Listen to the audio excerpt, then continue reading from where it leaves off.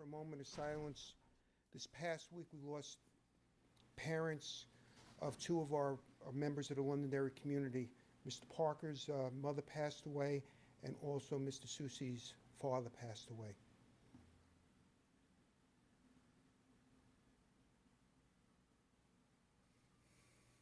Thank you very much.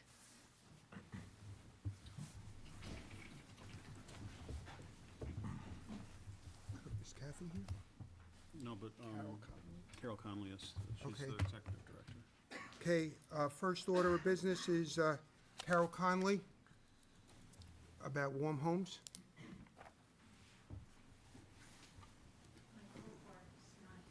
Okay, That's because she's getting my glasses at a restaurant. okay.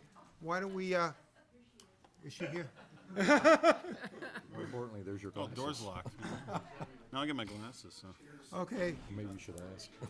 No, she'll bring them up and embarrass me. Kathy, you ready? You feel like Drew Carey now? The Price is Right. Come on down. Nope. See, I told you she would. I don't think Nate wants him to see the budget. Thank you.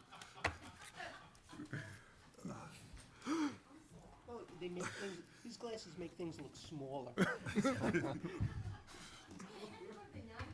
I knew she would say that.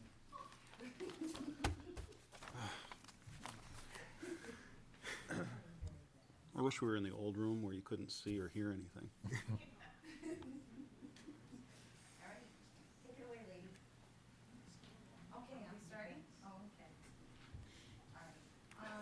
We're basically in here again to ask the favor of the school district. One of our biggest fundraising events for Warm Homes is the Dollar Day when the kids come in with $1.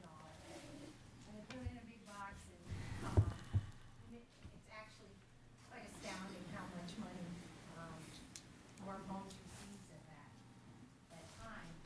When there's 5,700 kids in the school district and everyone brings $1, it helps us to take care of an awful lot of families in town. And this year, it's critical that we ask. Would you talk to the mic, please? You can't hear you back here. Oh, you can't? I'm sorry. I was talking into the mic. It is, I'm in here again for Warm Homes, and it's critical this year that we ask you for that assistance because needs have arisen probably 100-fold over where we've been last year at this time, or even 2 years ago at this time.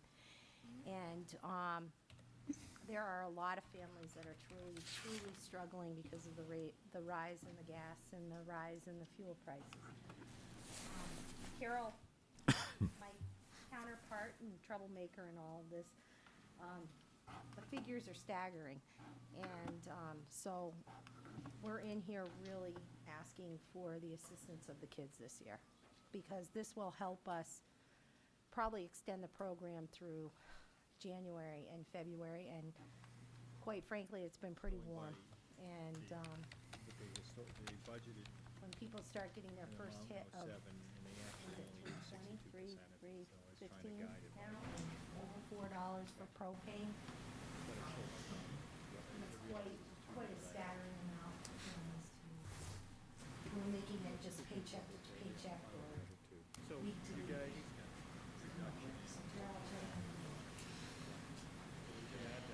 This is all quite true, and this year in particular, it is, Kathy used the word astounding, it truly is. It's not only astounding, it's frightening. All of us know what it's costing us. And we have a nice warm home, and we have jobs, and we have income. However, at the moment, last year, we filled 60, we serviced 60 families. As of tonight, I have completed in total, I have 50 applications. And 11 of them are on hold, 15 I'm in the process of servicing to establish their need. And we have 24 completed, totally serviced, and it's not even winter yet. like I We said, won't with have the fire winter chief, for another 3 weeks. what they say they can And do is find a way. The rise in the I fuel think they prices really passed the is one directive thing on to the that's department. really, And they came back. really exacerbated the This need. is what I said last. And a lot of people that could do it last year and the year before, and could also get fuel assistance, they can't get it this year because, for example, I just had a call this evening, They could be 5 kids, 2 parents. The dad was out of work for 2 years. He just started back to work, and they maxed all their credit cards to pay everything. And now things are so far behind, they can't possibly pay what they owe and still pay the bills that they need to do now. And there's a lot of situations like that, besides our usual elderly people on Outside details, fixed special incomes, revenue account. and people are losing their jobs. And you wonder why that's really happening right now, but And why we it does happen. things that- And in other what words, I is there want any to kind of impact? just bring to the forefront is, I don't think there is. most people It's all are not revenue coming in aware from outside of the town. that there is a tremendous need here in Londonderry. There are needy people, pay the workers' and it comp. isn't just the elderly. And a lot of people fail to realize that. But anyhow, what we've had to do this year, historically, we've given out, this will be our 3rd winter, we've given out 150 gallons of oil, or whatever the proportion would be in gas, propane, kerosene, and electric, whatever. And we've worked out very well with the companies, but this year, we have 2 loyal helpers, but even they can't keep the price down for us. We used to give 100 gallons of kerosene, and kerosene is primarily for the people that are in the mobile homes. For the winter, they need kerosene as opposed to the oil. And Budgeted for 10, zero it was cost. $3 a gallon last year at peak. 156. Right now, I just filled a client, and it was $339.9, I'd prefer to and that's for kerosene, and we only give 100 on that because 100 gallons of kerosene will go as far as 150 gallons of oil. just my, But because of what bothered me because of the lack of funds and because of the high rise in prices, we have had to make some changes in our procedures. Historically, we gave out 150 gallons. As of this past week, and frankly, I've only been giving out 100 gallons I guess I don't because understand the concept of why we'd have it. what used to Have an be a employee total of who 300 and basically something is now and being an employee. almost 500. And I know that sounds outrageous, but it is. And the prices keep changing every day.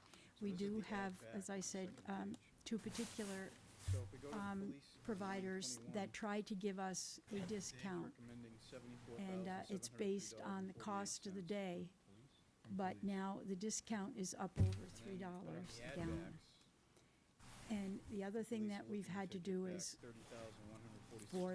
this is our 3rd season. For the past 2 seasons, we have accommodated some people, and what we've had to do, even though they still have the tremendous need, we've had to make a 2-season limit.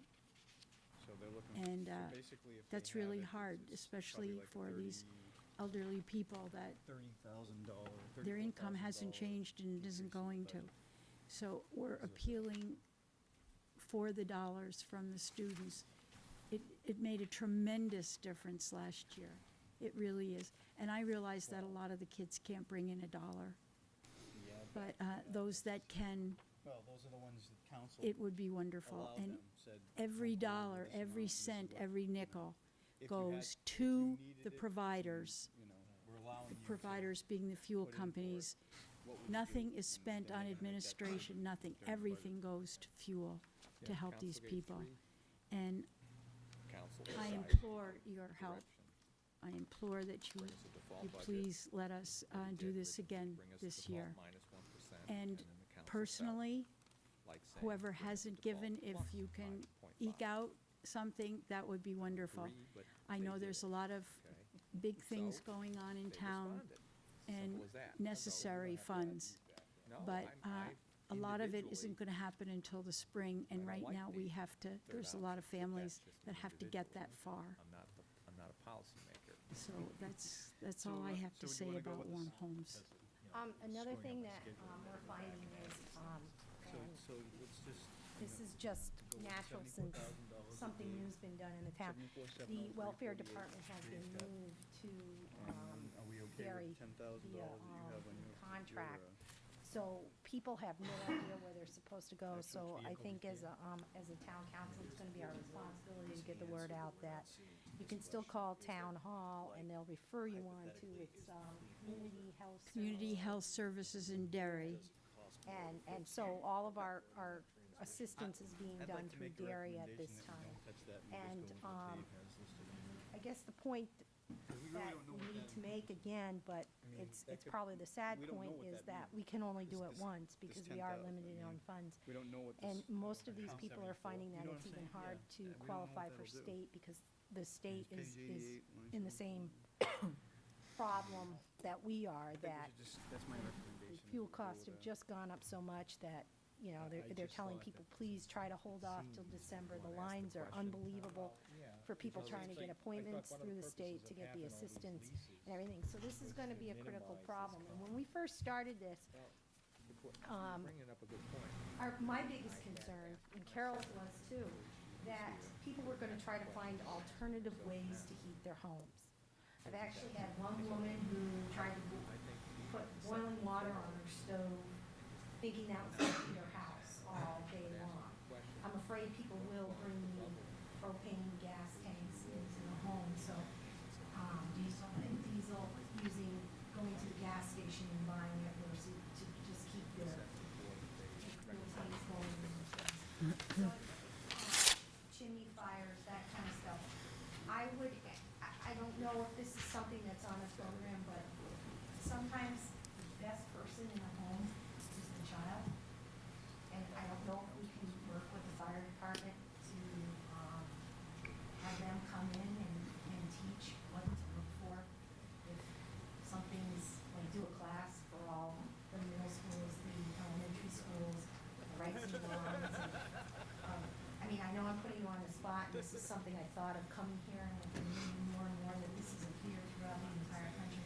I'll tell you, sometimes the little people pay attention a hell of a lot more than the adults. And they're usually the rescuers out there.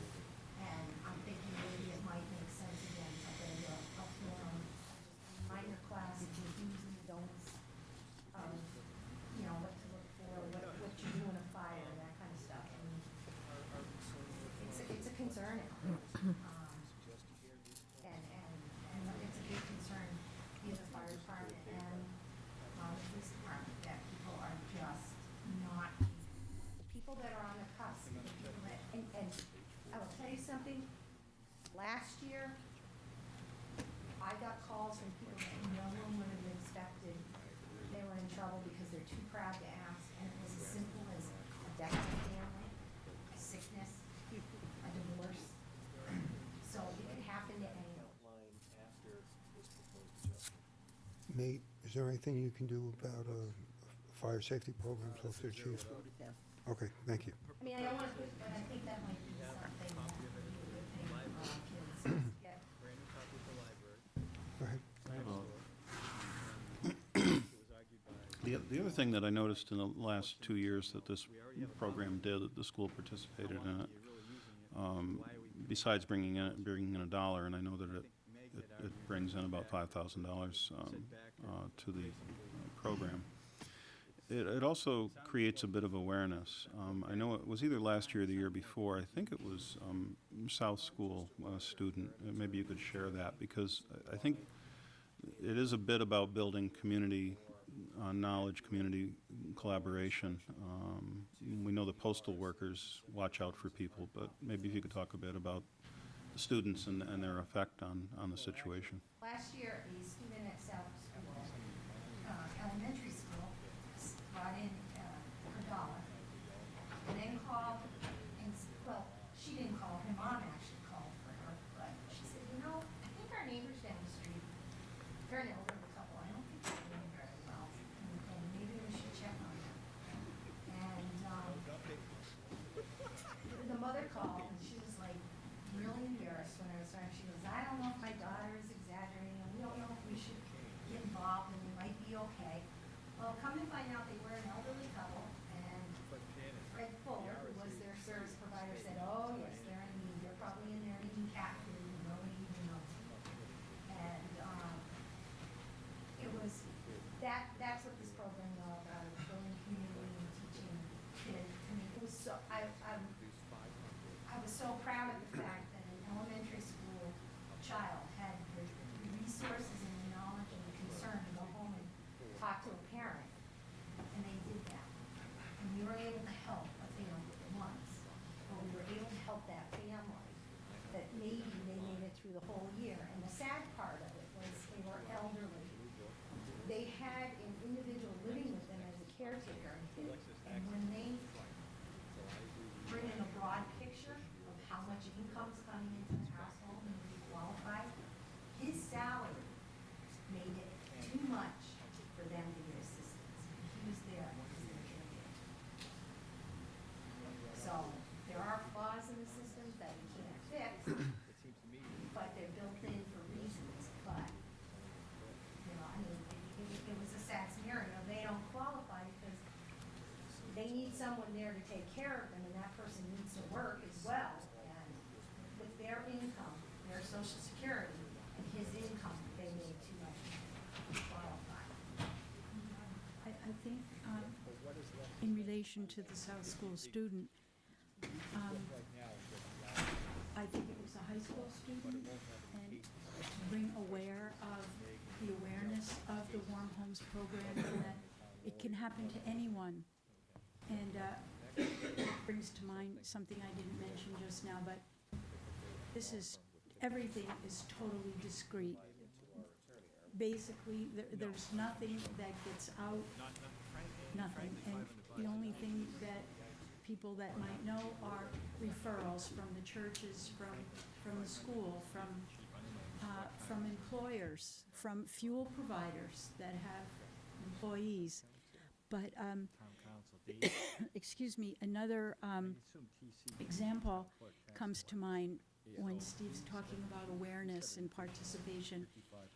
There was the high school student where they were, someone was mocking the fact about donating $1 for people for fuel and whatever, and kind of mocking the situation with a smug attitude.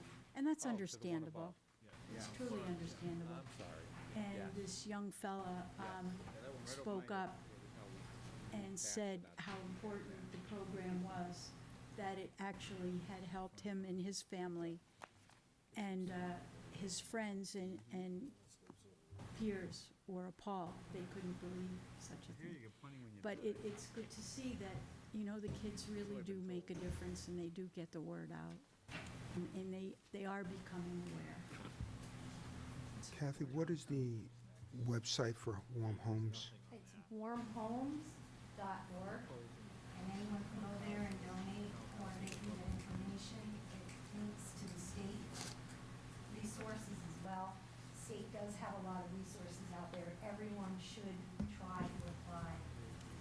People forget that it's worth it even if you've lost your job and you don't think you qualify, apply, get on the list, get started. There's a great program, which is what, TIP? Yes.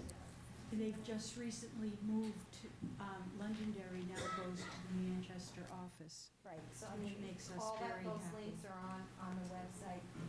Apply right away, because it could take up to 6 weeks for it to get started, to get you on food stamps and all that other stuff. You've lost your job. At that point, you're a family in need, and contact the state. There are a lot of programs that people don't realize are out there. The other point that Carol and I had a Warm Homes get drained, so does other community service organizations, and I can't wait to hear how many food products the high school collects this year, because St. Jude's and all of the food pantries in the community have a desperate need. They've tripled in the amount of people coming in. And Carol and I felt really great this year because we actually got a phone call from the school guidance council department that said, we got a family in trouble, what can we do? And we revved up all the horses, got them all in touch with all the community service organizations, and they helped this family that only had a temporary need because the father lost a job.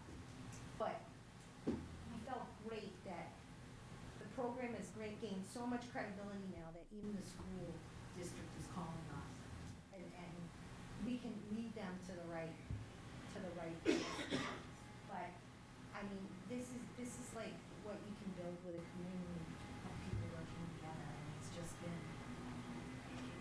like, probably the most important part is, we are volunteers. I can't drop the phone instantly to each of the services you need, but we'll do everything we can to help you out as quickly as we can. And 100%, every cent goes back to this community.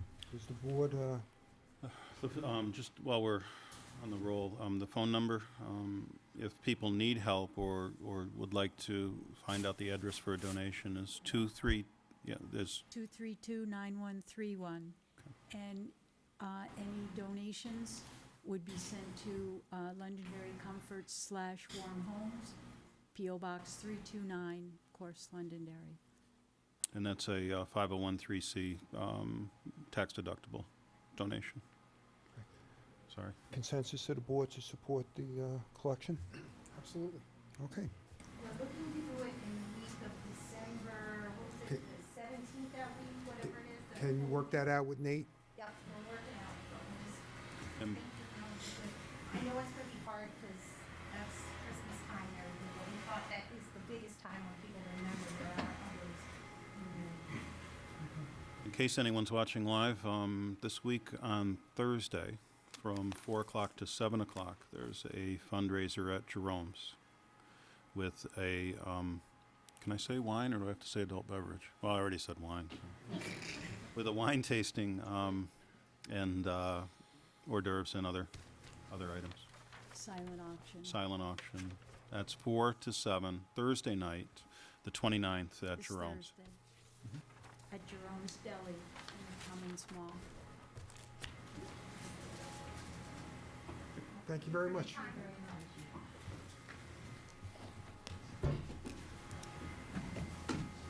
Hey, Everybody wants money. Everybody wants money. Everybody wants money. Right, since- sorry.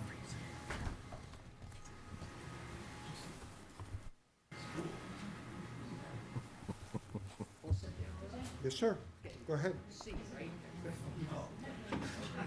I lost that. I don't think so. What we're gonna do for this section of the meeting tonight, Peter and I are gonna review our budget message.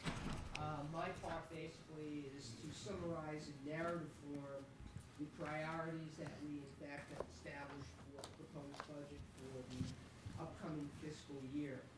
Peter will then go into more detail on some of the financial aspects of it. We'll also walk everybody through the book so everybody will understand how it's organized. What people should also know is tomorrow morning we will post up on the website the proposed budget, so if anyone wants to take a look at the 600 some odd pages, they're more than welcome to do that. We'll put it up on the website. All members of the board, plus members of the budget committee and the council liaison already have copies of the budget document. You'll notice that in the cover too, we have a CD, so it's all electronic, if you prefer to operate that way as opposed to paper. Let me just walk through some of the highlights of my budget, go through my budget message. Want to make some points as we go along, and then Peter will pick up on the financial overview. The budget that we're presenting tonight is the 7th year of matching our strategic planning priorities to our financial strategy. This is a continuation of our adopted methodology of how our district initiates, manages, and prioritizes educational and operational needs to financial support structures. The proposed budget is a financial picture of our recommended program for the 2008-2009 school year.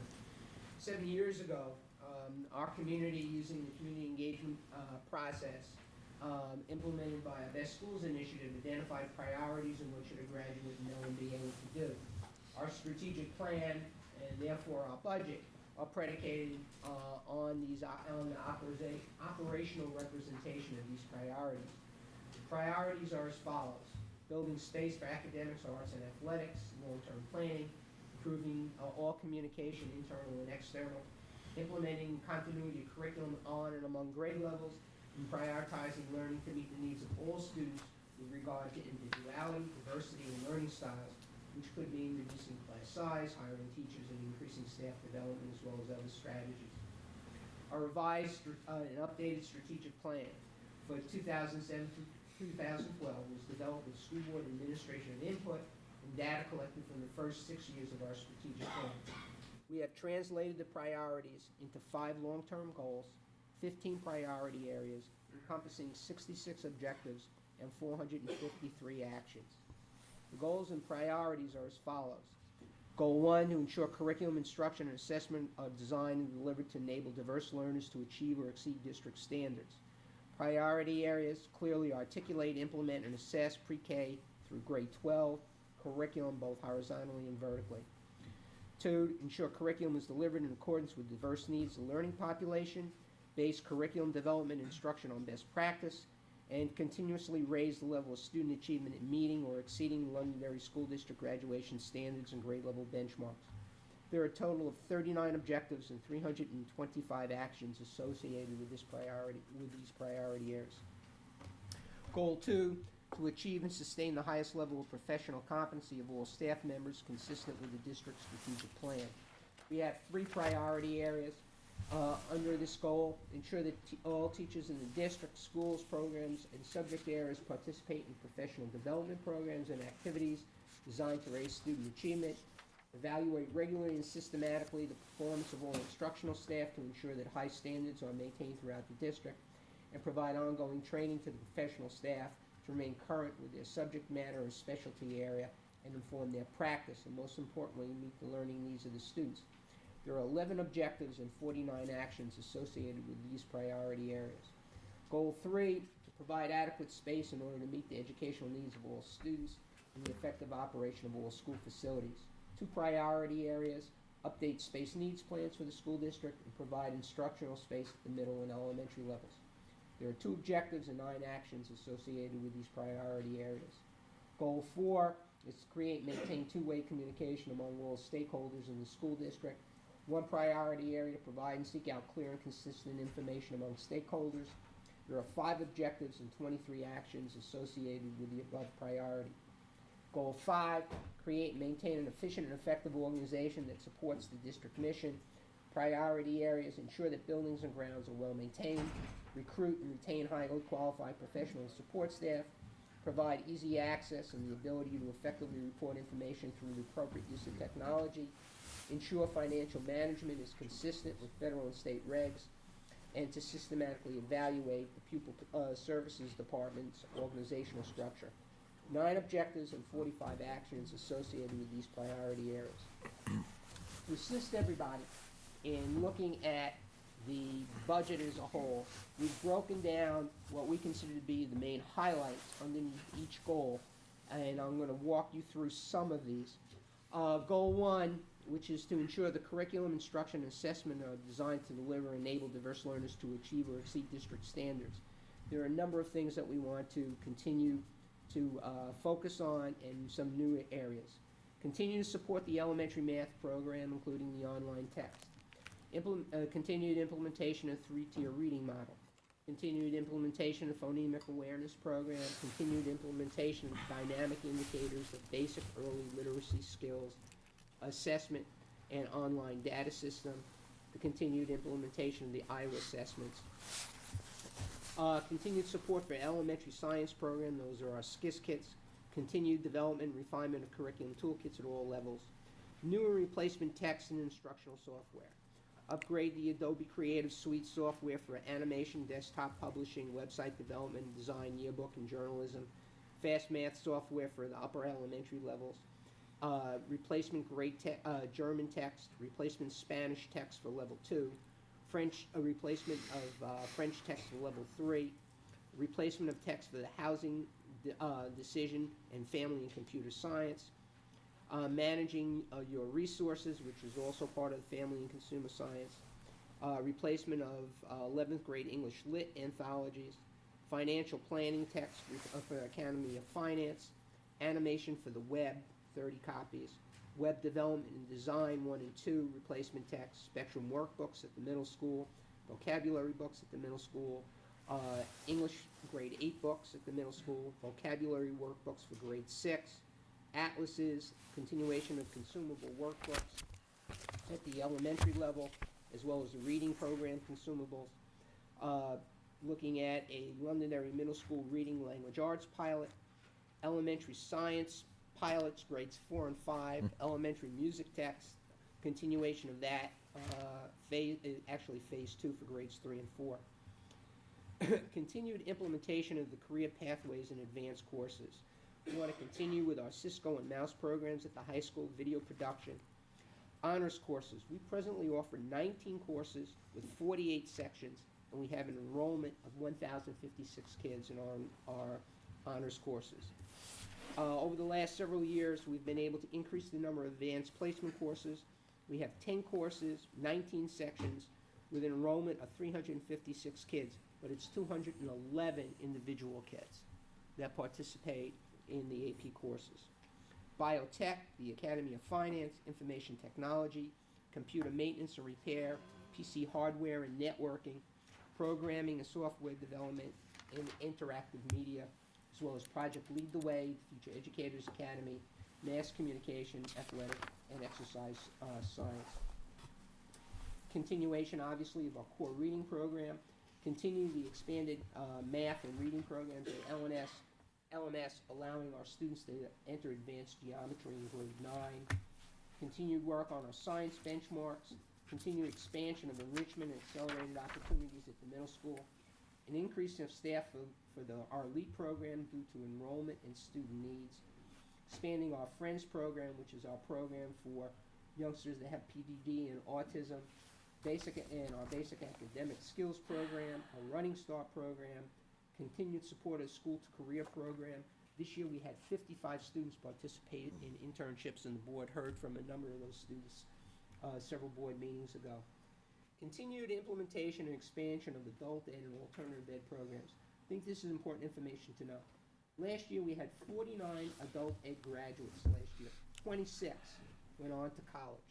Since the 2003-2004 school year, 202 students have graduated with a Londonderry High School diploma due to our flex and adult ed class.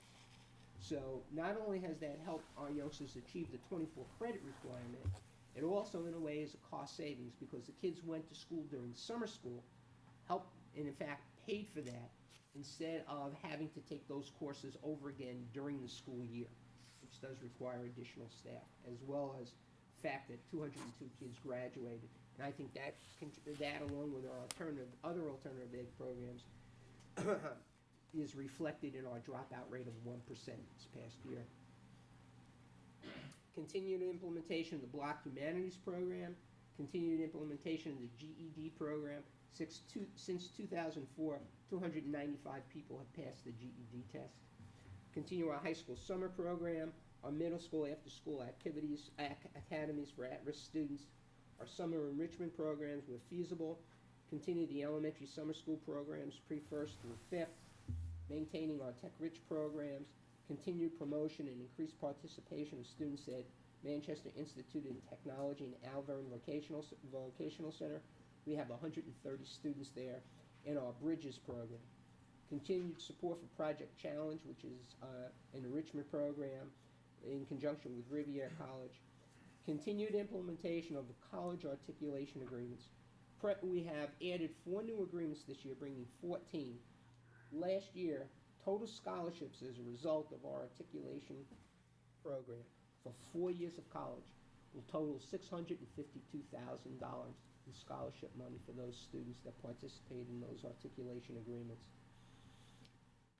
Support for the More Than Words program, our Brown Center program, both at the middle school.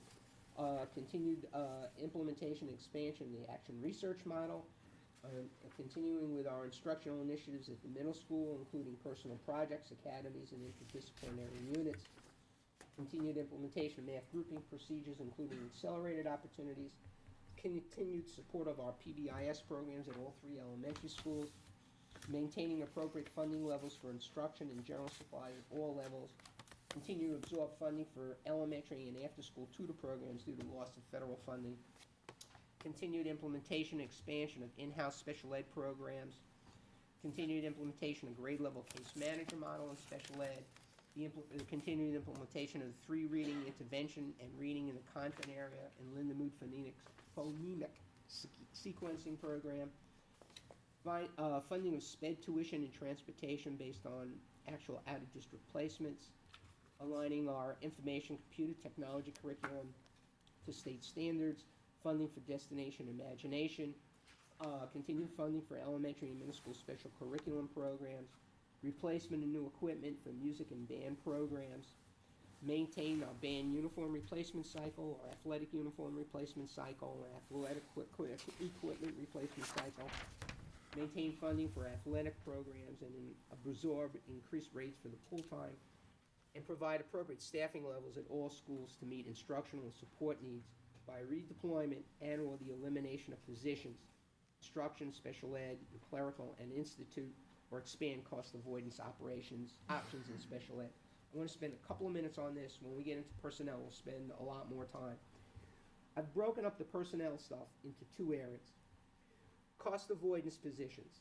We've put in this budget a new teacher for the Friends 3 program. That's our program for PDD students and autistic kids because of the number of youngsters that are moving up to the middle school that have been identified with PDD and autism. We will be transferring 12 hours of assistant time from South and all elementary position up to this middle school program. We are going to transfer a teacher from one of our elementary schools into the LEAP program because we have expanded need for a LEAP position because of increasing numbers of students. And we're taking 12 hours of LEAP assistant time and transferring that to the LEAP program for that additional class. If I add up the cost of these positions and then I subtract that from what it would cost us to send those students out of district for tuition and the tuition costs and transportation costs, there's a direct cost avoidance here of $145,722.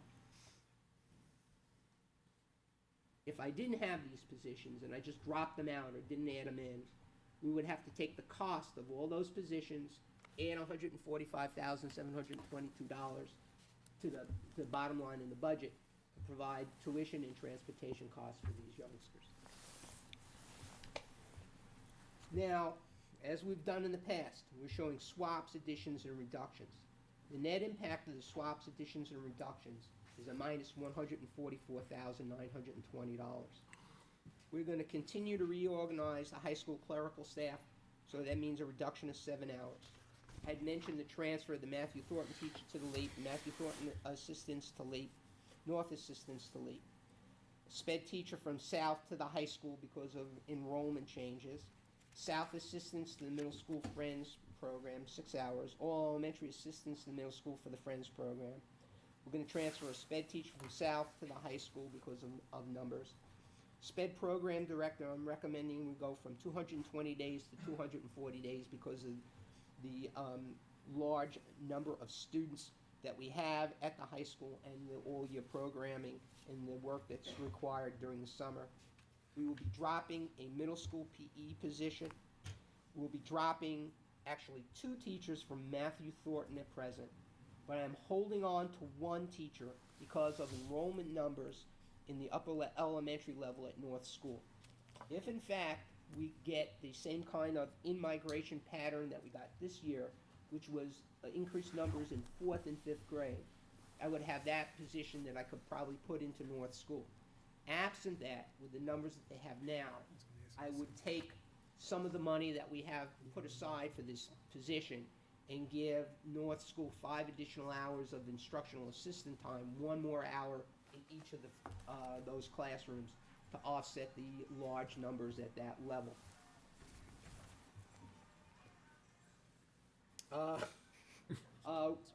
What we will also do is we are dropping 40% of a high school foreign language teacher. That's a Latin position that we have. We don't have the enrollment to require that position. Assuming that we will have a new student management system, we have a high school attendance monitor. That's a 7-hour position. I will be dropping that by 4 hours because of the efficiencies that we feel we will pick up within the student management system.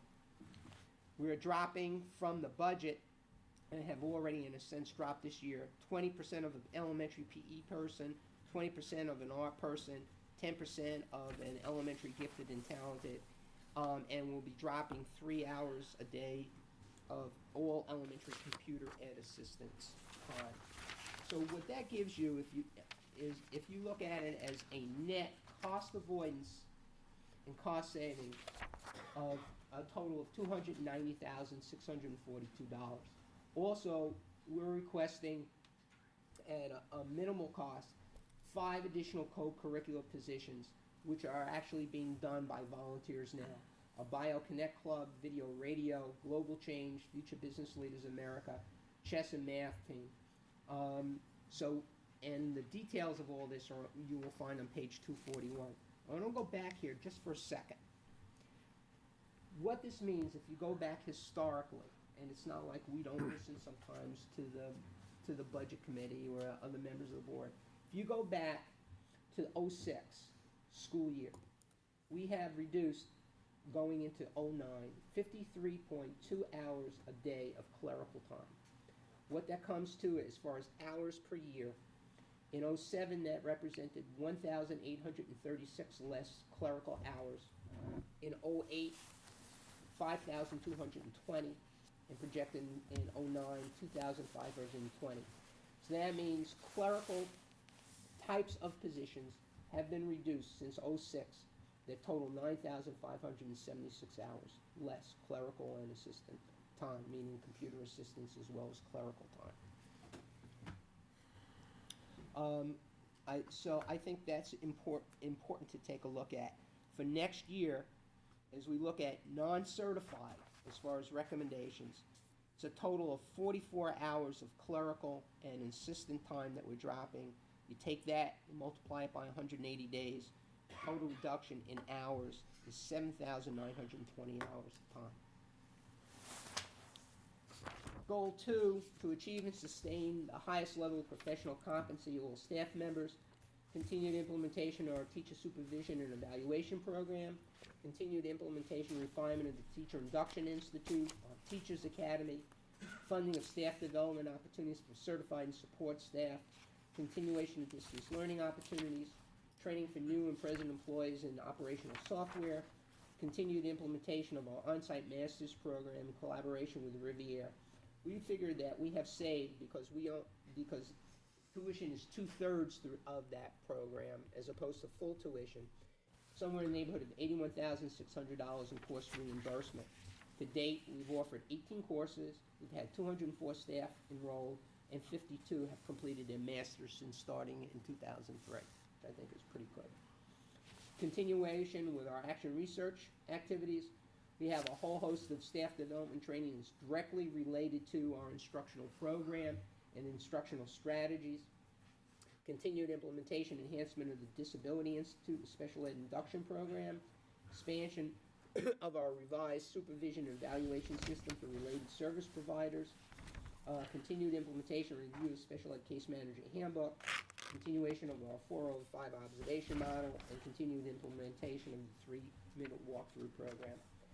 In looking at our facilities, there are some funding for maintenance projects that, and I've put a sample listing here, not limited to, at the high school, Phase 5, additional electrical panel and outlets, expanding the school store, counters and tables, replacing carpeting in 2 rooms, painting, refinishing cabinets, fence for the cafeteria rear exit area, vinyl siding for Phase 1, wood siding repairs and staining, refinishing the gym floors, replacing several doors. Middle school, replacing lockers, new windows on the first floor and 8th grade wing. The other thing that we've put in this budget, actually it's in the list, is upgrading the video security system at Londonderry Middle School. We want to put in a smaller version of the system that we have at the high school. We want to replace doors at the 8th grade rear exit, continue our door hardware replacement, gym bleacher repairs, painting and refinishing the gym floor. Matthew Thornton, carpet replacement, VCT replacement, replacing ceiling tiles in several classrooms, painting gym walls, and classroom renovation. South, 2 sets of exterior doors. North, outdoor storage container, painting in several areas, refinishing the bathroom floors. Moose Hill, carpet replacement, repairing the front curb, and repairing exit area. We're also looking for replacement and some additional custodial equipment, continuation of our energy management program. During the past 7 years, we've realized the cost avoidance because of our energy management program of over $2 million. Cost avoidance for next year will be at least $300,000, probably closer to $350,000. Through effective bidding, we resulted in 20 cents less per gallon cost for fuel than we did last year. We are, because of the energy management program, using less kilowatts of electricity, therms of natural gas, and less fuel oil than 7 years ago, even though we increased our square footage by 30%. We will absorb anticipated increase in sewer fees. We're looking to rent a climate-controlled storage space for student financial records. Presently, we have 600 boxes stored in the high school crawl space. Some of the board members and some members of the budget committee have gone down to the beach, and we've seen that underneath there. So we've got to get that stuff out in a legitimate place. Replace a 12-year-old donated vehicle for maintenance. Another item that we have in here that is really not a school issue, but we consider it to be a community issue. There is really no place in this town that we have for an evacuation center that has a generator that can provide heat, light, and cooking facilities. With the support of the Alert Group and other groups in town, we're putting forth a warrant article for $100,000 for a generator that would be put at the high school gym, so that if we have problems like we had last year with floods, or in previous years where we had ice storms and people's power was out, or whatever kind of natural disaster, we would have a facility where people could go warm. There'd be bathroom facilities, there'd be cooking facilities, and it would be isolated away from instructional programs. So by having people in the gym, doesn't negatively impact school programs that are going on. So we think this is something that is a very positive thing as far as the community. Continued savings as a result of switching phone companies. Estimated cost avoidance, $18,000. Continue to accommodate the costs associated with after-school hours use of school facilities and fields. On an average week, we have 150 events inside the building and over 100 athletic games and practices by school and recreational groups on a weekly basis. Based on an article in American School and University magazine, our planned operations are 25% lower than the national average and 10% lower than the New Hampshire average.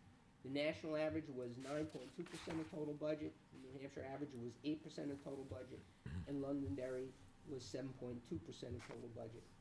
And I think it's also very interesting to note that our building and maintenance department maintains 687,382 square feet of building space.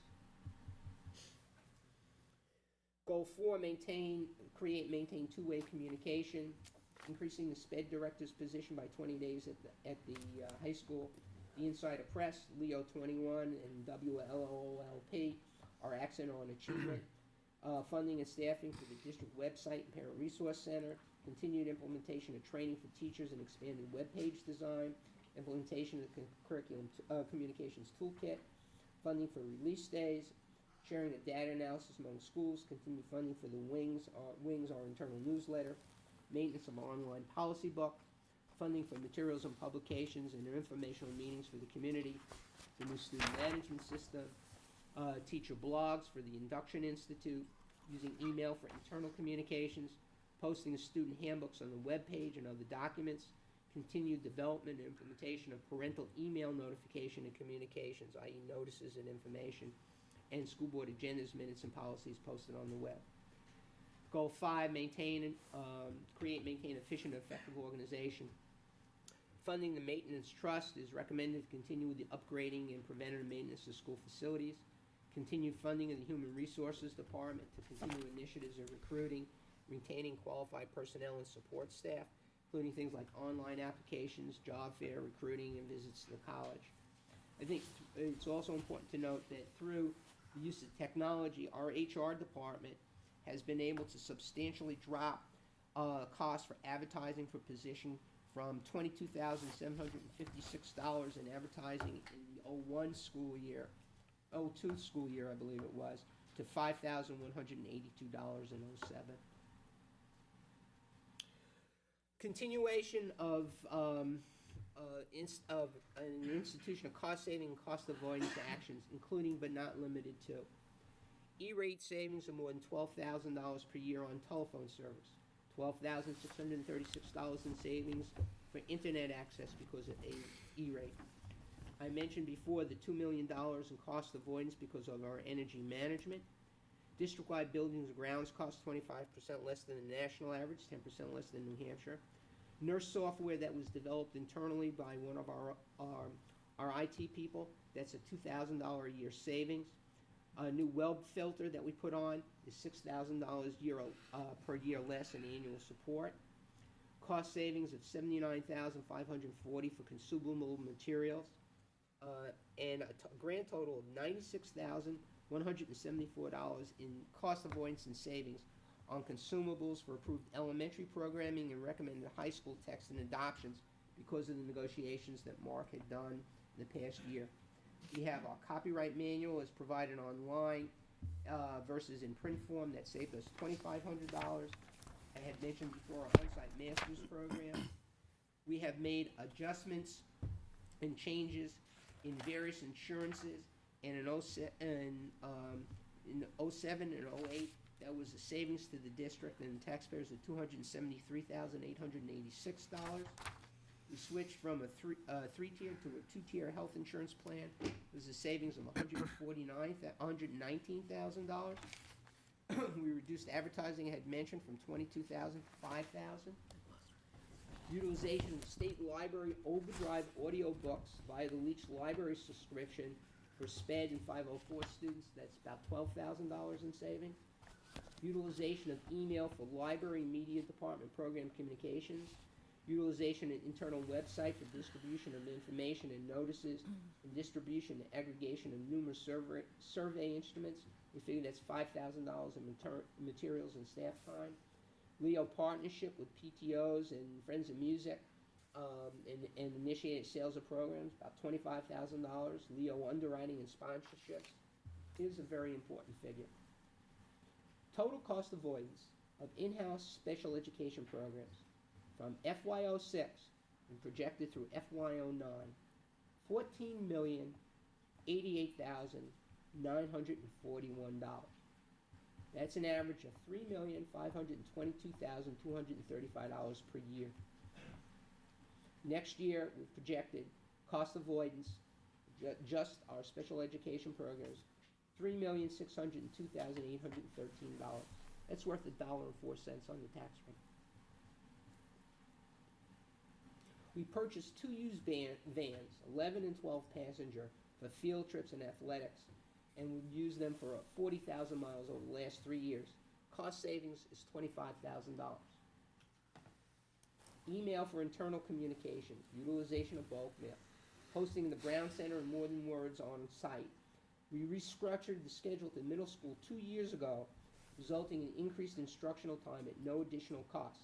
We gained 7 additional instructional days. Our elementary schools have been working to go green. We'll be sending 1 copy of notices home per family. Next year, we will all be posting our student handbooks on school websites for those parents who choose to use the internet. So we'll be printing less, and those parents that don't have internet or prefer to get a paper copy will get it. Everybody else will be able to access it on the internet, so we'll save money on paper and supplies. Teacher handbooks are updated every year and not replaced each year. Plans are in place to put all teacher handbooks on the school websites.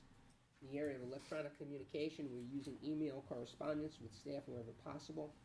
We are working to obtain email addresses for all families with email access so that we can continue to limit the amount of paper that is used on an annual basis. In fact, you'll see that even though paper supplies have gone up 11%, that we're holding the amount of money that we're budgeting for it in anticipation of using electronic means to get information out more readily and less expensively. We have also created an inventory of all elementary textbooks so that we can shift them from school to school depending on enrollment shifts. And we're using school websites to post information for parents. Expanding the middle school security system I mentioned earlier I think is important.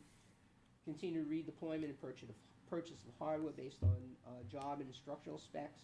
Continued implementation of technology implementation template, which you'll find in the budget book. Continue to improve remote access for staff to facilitate completion of work. Expanding our bandwidth from 3 Mbps's to 22 Mbps's by using a hybrid system of T1s with cable and at only the cost of 2 routers, which will allow us to keep our annual costs the same as they are now by going, and we'll be able to go from 3 to 22 Mbps's. Purchase of 198 computers per our replacement schedule, including 57 replacements for the power leaks. We're doing an actual research study to make a determination on the direction of whether or not we continue with dual computer platforms for instructional use. Purchase of 2 quad servers for the new student management system. We're going to go recommending that we go to a web hosting service for our website, which we believe will increase reliability, and upgrade software for several instructional programs. Final comment.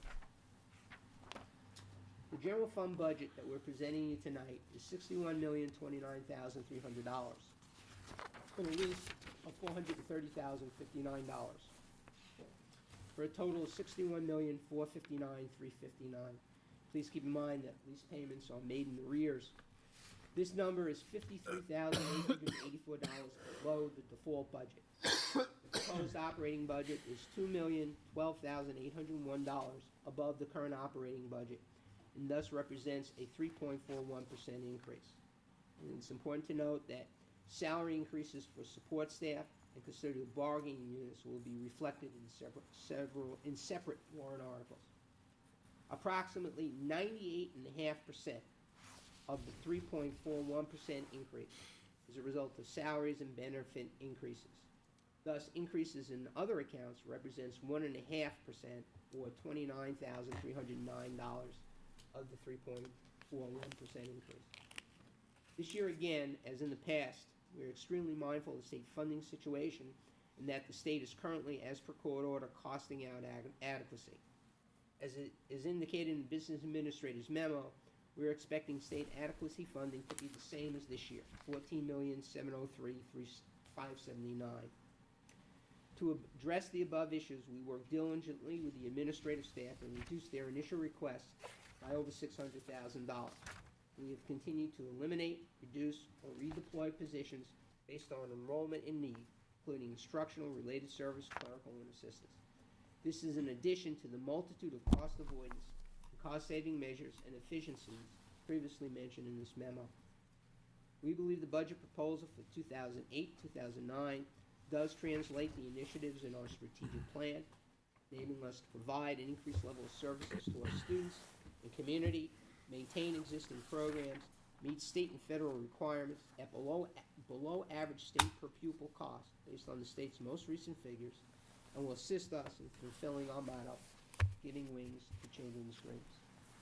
We look forward to discussing the budget in depth with the school board and members of the budget committee over the next 3 years, month or so, month and a half. With that, Peter is gonna go and give you a financial overview, and that will be the summation of our presentation tonight. And as I mentioned, we look forward to the upcoming budget meetings as per the budget calendar.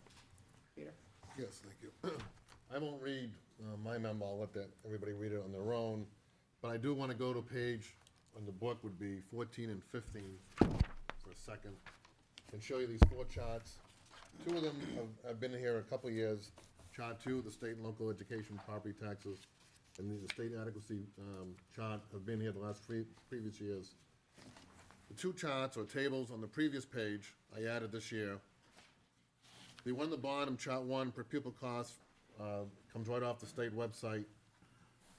It just simply shows the levels of cost per student in the Londonderry School District versus the New Hampshire state average, starting in 1999 and going all the way to 2006.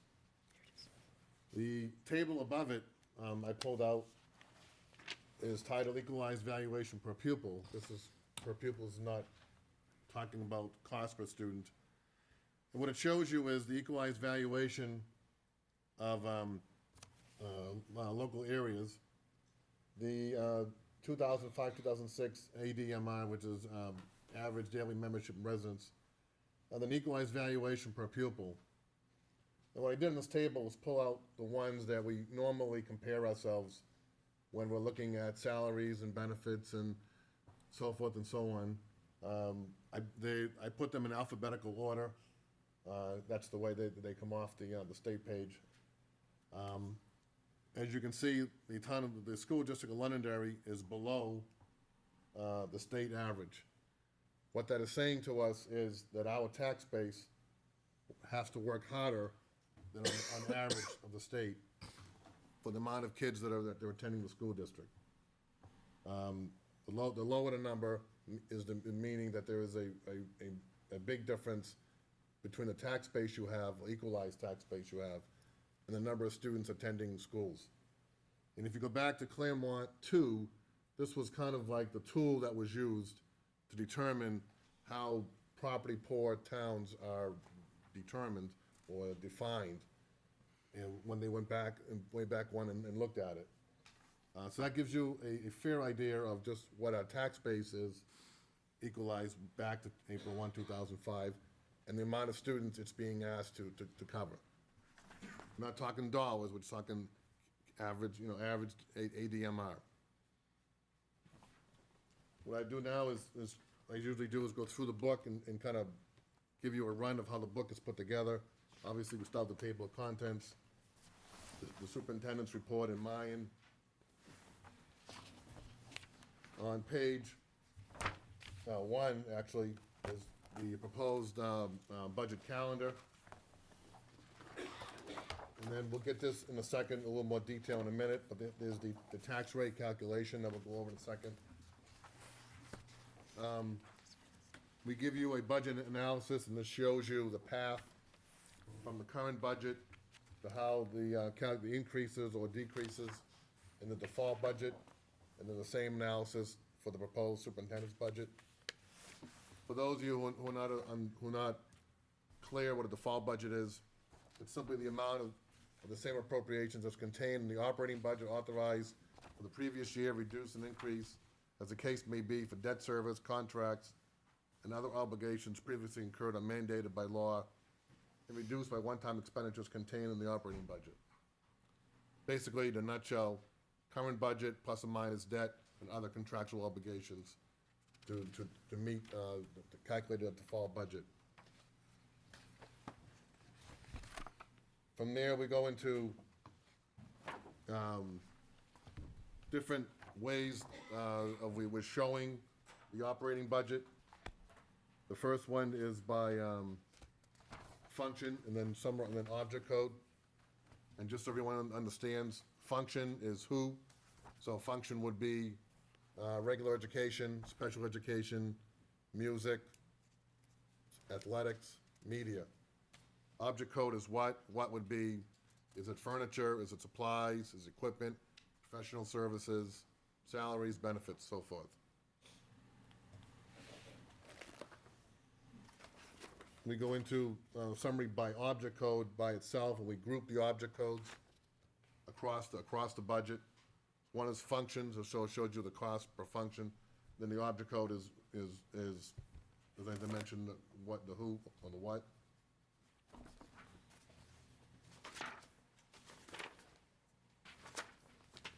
And we try to give you as many different pictures as we could. If there's something else you'd like to see, if you'd like to see it showed or sorted or a different way, please give us a call, and we'll do our best to provide it for you. On page 57, we have the debt schedule for the school district. We have a summarized copy of the strategic plan. And then we also have the approved CIP that was adopted by the planning board about a month ago. And then from there, we get into the individual buildings and departments, the executive summary and the budget forms that we'll be discussing, that shows the detail of items that are in each and everyone's budget.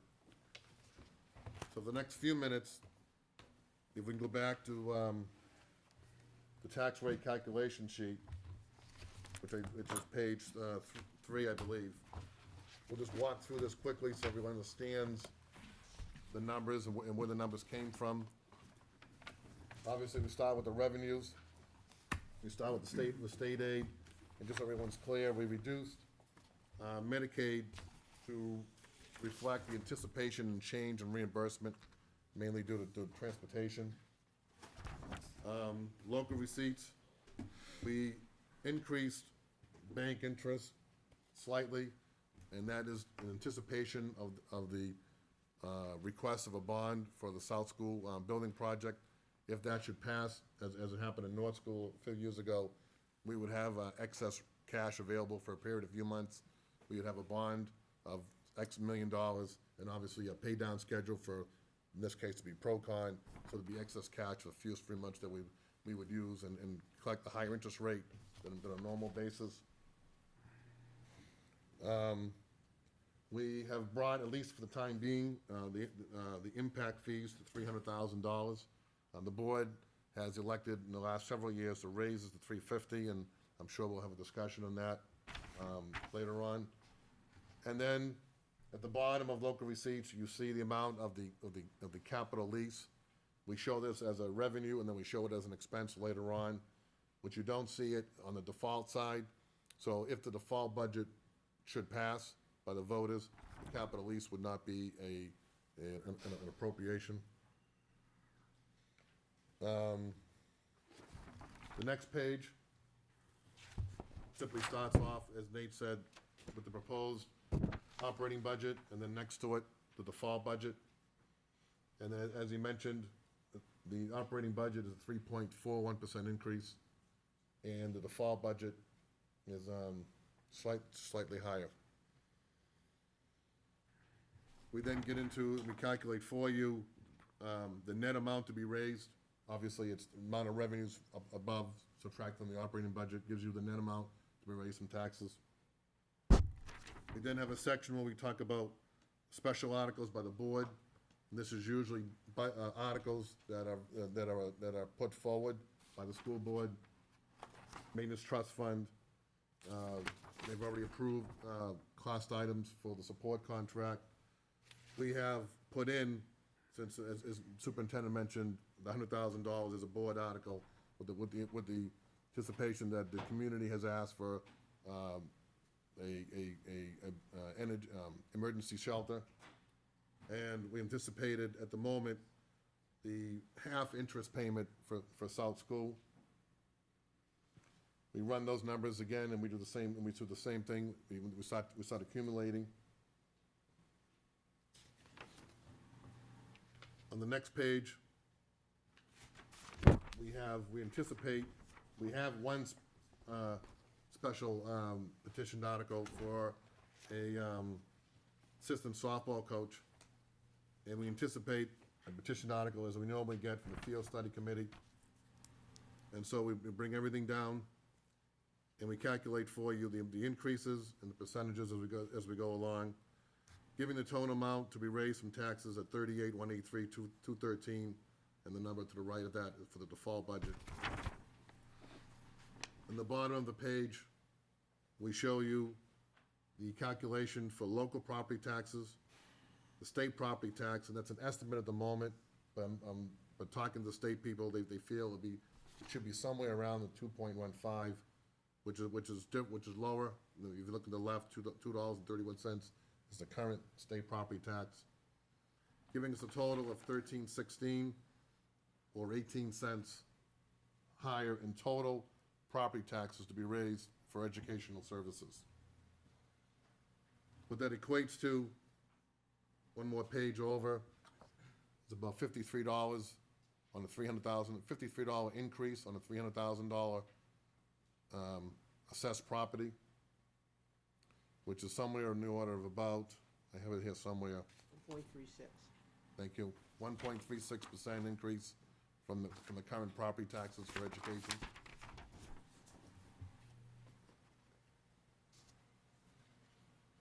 That's pretty much what I do in this part.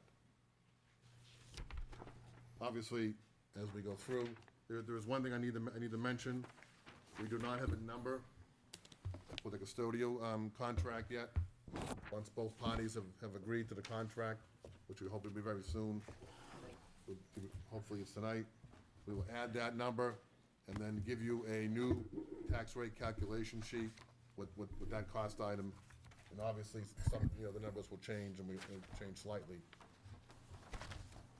Obviously, we will continually pass out this spreadsheet as numbers get changed or as they approve of the board as we go along, and keep up to date as much as we can as to the current tax rate calculations.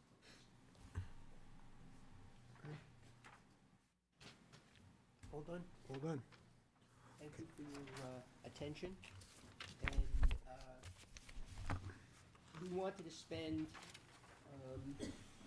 some time going over the narrative because it does, in fact, frame out the finances. So to do that is part of it, to give people a general background as to where our priorities are in the narrative format, as well as the numbers.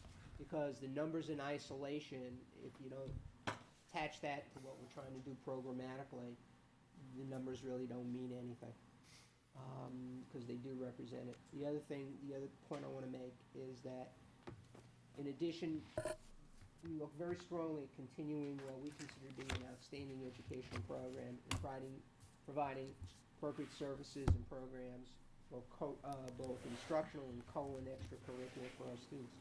We're also very mindful of the fact that as an operation, that we should be looking for efficiencies as much as we can.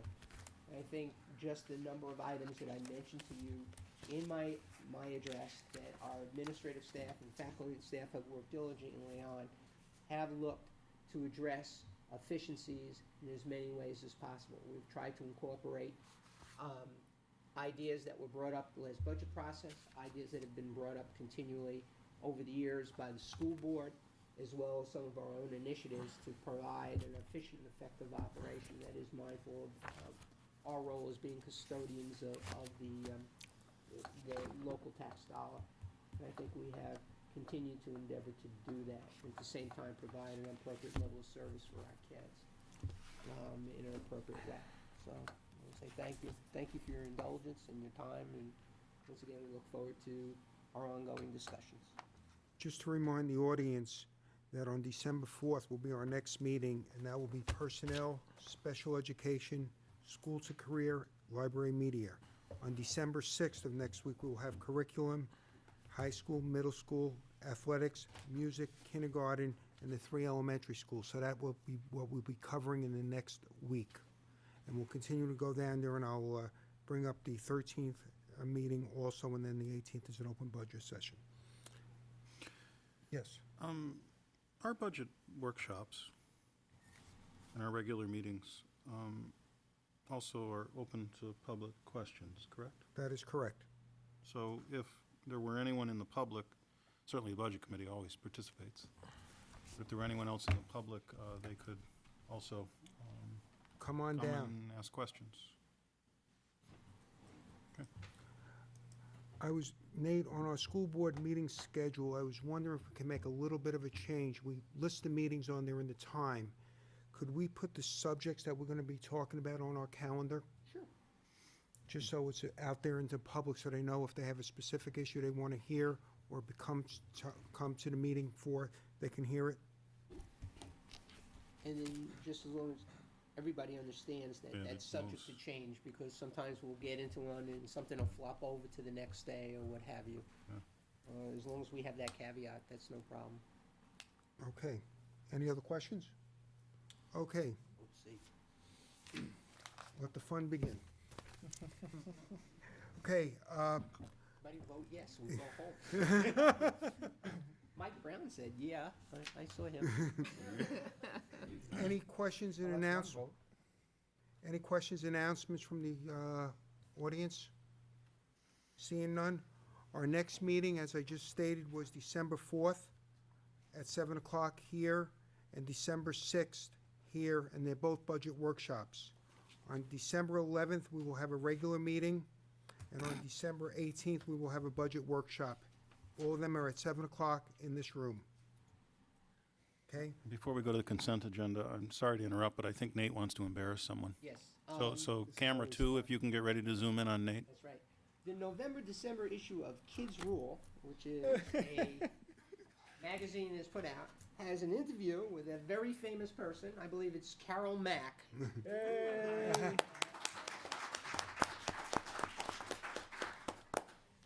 We want to extend our congratulations to Carol, and if you could sign it for us, we'd be greatly appreciative. Excellent. Okay, motion for the consent agenda? So moved. Second? Second. Discussion? All those in favor say aye. Aye. Opposed? Committee reports? Lisa? As was kind of already mentioned earlier this evening, that the high school is putting on a can drive, and we've had only 2 days of it so far, and we already have over 500 cans, so we're really proud of ourselves. And keep sending your kids to school with cans. And the student council is headed to a region meeting at Goffstown to gain more leadership experience, and we are writing letters to soldiers in Iraq and doing a service project for the Bedford Animal Shelter.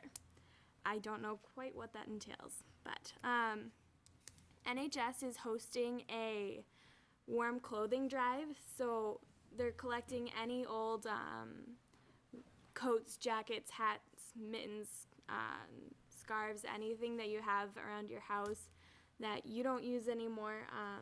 Send it into the high school, and it's being collected in all the lunches, and they're really looking for support for that. And last week, the newspaper club hosted a hypnotist show and raised a good deal of money, and it was very popular for the Lancer Spirit, our school newspaper.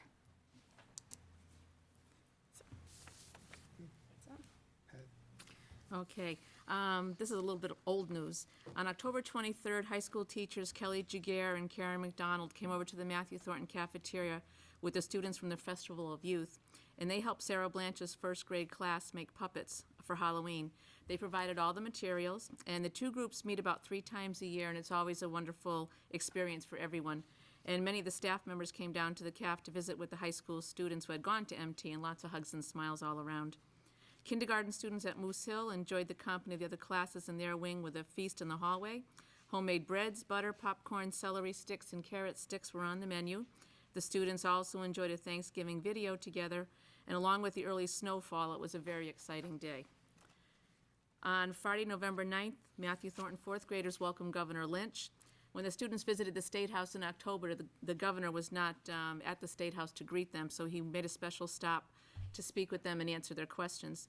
He also took the time to read Dr. Seuss's book, Oh, the Places You'll Go, and spent time discussing the meaning of the book with the students afterwards. He also invited them up anytime they were in Concord to stop at the State House and said, I need to see the governor, and he would come out and meet them if he was there. So I don't know if we'll anybody take him up on his offer, but we'll encourage that.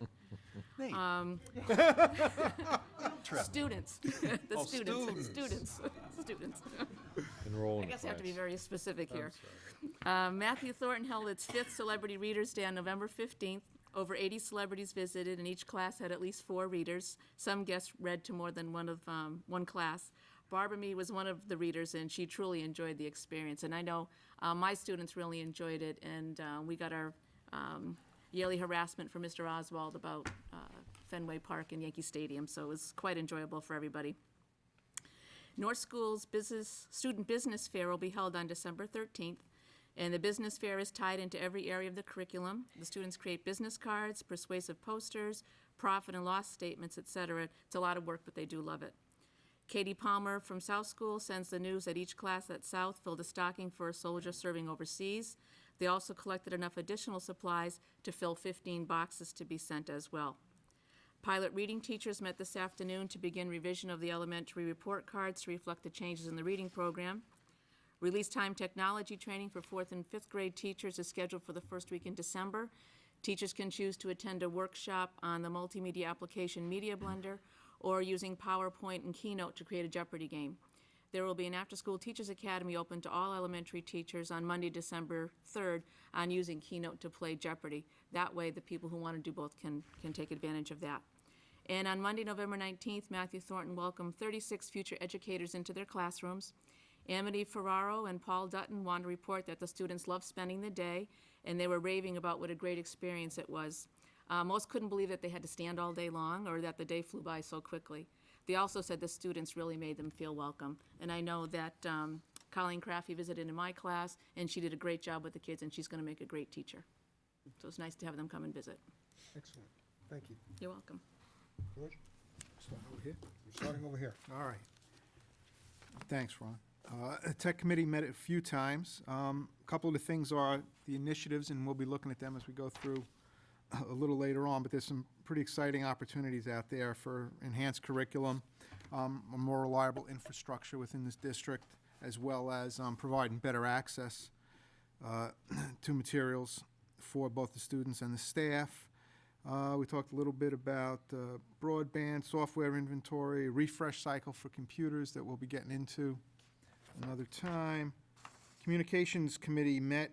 We talked a little bit about email with parents and establishing a better email structure and an email system to get information out to individuals, and that coupled along with a reduced, or what you call it, Nate, go green. We were sending one copy of letters home. Should be pretty beneficial, as well as next thing we want to look at is the intra-district communications and how we communicate amongst ourselves. On the town side, the planning board, there's not much that affects the school district other than another 55 and over housing community has been proposed for the old, well, still the Twin Gate Farm, but soon to be the old Twin Gate Farm right across from the Elliott on Mammoth Road. I think they're proposing 33 units in there. Originally proposed 45, they dropped it to 33, so I have to believe that the cost of those units will increase. The Planning Board also approved the LHRA bus terminal up on Harvey Road. And I was one of the celebrities, although it was great, young man who sat there and said, "So you're a celebrity?" I said, "No, not really." He goes, "Oh, okay." So he read the book and left it at that. But Carol, once again, thank you, and Vicki for inviting me. That's probably the highlight of my year. Not to mention you get to see Mr. Zakili wearing 43 different ties. Thank you. Steve? The only catch with celebrity reading is let the students pick out the books. Do not let Mrs. Stickney pick out the book, because she'll hand it to you and say, "Don't worry, this one's short," and it's not the shortest book in the pile. But I like to do the younger grades for celebrity reading, mostly because the words are wicked big in the books. So I don't need to wear my glasses to read them. And I'll just once again say to anyone in the community, you're all celebrities, and all you have to do is give them a call. It's just a heartwarming day, like George said, highlight of the year. I've been participating in the certification process for the high school and going through that. It's particularly enjoyable because the meetings are one, I guess what the school would call one period long. It's 45 minutes or so. So it's easy to keep your attention. We're working with a group of 24 individuals in that room. We've been through 6 meetings so far. We've had a meeting with the staff, 350, 425 or so instructors at the high school. And this is all to develop a single paragraph. Now, I mention that because it's particularly interesting to me. As an owner of a small company, I typically will come up with an idea, implement it, and ship it the same day. In a community, it takes collaboration. And in a school district with over 1,000 employees, with over 5,500 students, and 24,000 citizens, we need to take the time to collaborate and to share what we're working on. And this process will not be completed until 2010. And I complimented the group today because it's interesting that how we all, even though we all have an idea of where we should go, we work together and share the information. And frankly, to quote Steve Tallow, he goes, with all the people in this building, goes, this is the only way you could do it. They wouldn't let you get away with it any other way. So I just want to compliment the district on how it does that. The School Board Association meeting was canceled. Luckily, because it was the last day that the dump was open, so I got a chance to go to the transfer station instead of going to the school board meeting. It's moved into next year, and it's actually a good thing. Nate's putting together, in cooperation with his administration association, a resolution for us to pass up to the School Boards Association in regards to school funding. Seems the state is moving along in a positive manner, and we'd like to keep them moving that way as it relates to the NHCAFE decision in the Supreme Court. Thank you, George, for doing the communications meeting. I appreciated it since I couldn't recall all of that. Dan? I'm all set, Ron. Wait, go ahead. Since nobody else mentioned it, and Ron didn't see it because it's on my screen, does anybody know that Andy Susi is going to conduct the Boston Pops? So everybody in here knows. Probably the community knows, but on December 15th, Andy Susi will conduct, and he was notified of this, unfortunately, on the day his dad passed away. But he will be conducting sleigh ride at the Boston Pops, and I understand there's tickets that you can, the school district is guiding people to the Verizon Center. They have a block of tickets, so if there's anyone interested, make sure you connect with whoever you would connect. We had They might be gone. sold hundreds and hundreds of tickets already because we had offered it earlier, not even knowing that Andy was going to wind up doing this. So on that night, there's going to be a huge number of people from the Londonderry School District in attendance, and we would encourage, I understand there are still seats available at the Verizon Center, December 15th, for the Boston Pops. It's an excellent program. It'd be very enjoyable and be topped off by Andy doing the sleigh ride. And for those of you that don't know how this came about, it was totally initiated by the students. Chris Robinson wrote a email essay to WZID and nominated Andy for the position, and that essay won, and he was one of 5 conductors in the state. He stopped by our office to consult on some printing issues. And he told me he wasn't voting for himself. He was voting for one of his students. But he also said that he was going to get his baton painted. So I think he might have been excited about possibly winning. So thank you for entertaining me again, Ron. Okay. I attended the town council meeting, just to let everyone know that the ethics discussion will be taking place this Monday. It should be an interesting discussion at that meeting. Okay. Next on the agenda is the food service quarterly report. Nancy? Okay, you can pass out the cookies now. I give you so much credit for sitting there with that tray. Lisa gets bonus Not points. going anywhere She near she sat didn't touch next to them. No, those. she didn't. And she didn't touch them. Didn't touch them? Thank you, Mrs. Spokon. Probably didn't show it to the IT people, there'd be nothing left. I need a new cover. Yeah, I knew there had to be a catch somewhere, Sean. Thanks, Pete.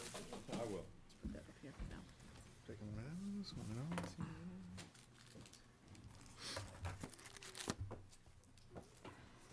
Okay, what is it you need, whatever? You got it. Grenade. Better get two, right? Well, I'm They're just small. here to report on the 07 school year. And I think probably the most notable achievement that we had was the replacement of our dishwashers. We replaced four dishwashers last year during the school year, and had replaced North School in the 06 school year, so that all schools now have new dishwashers. And I believe, I was speaking with Chuck Zappola, we expect to see a cost in energy savings, but we really won't know for sure how much until we get into the spring. But it's something that we're watching very closely. In terms of my observations, the dishes are, the temperatures are running better. They're at standard all day long as opposed to standard half the day. We were constantly running out of hot water, enough hot water to keep the temperatures running properly for the day. With the new dishwashers using less water and less electricity. Chuck, is that right? Less electricity? Thank you. We expect to see a nice savings, so that should be great. Overall, our budget, we made a whole big whopping $417.08 for the school year, which I think is pretty great since we spent $96,000 in new equipment purchases. We also purchased, we replaced several computer terminals during that school year as well. So that's what made our equipment budget so high. Overall, for the school year,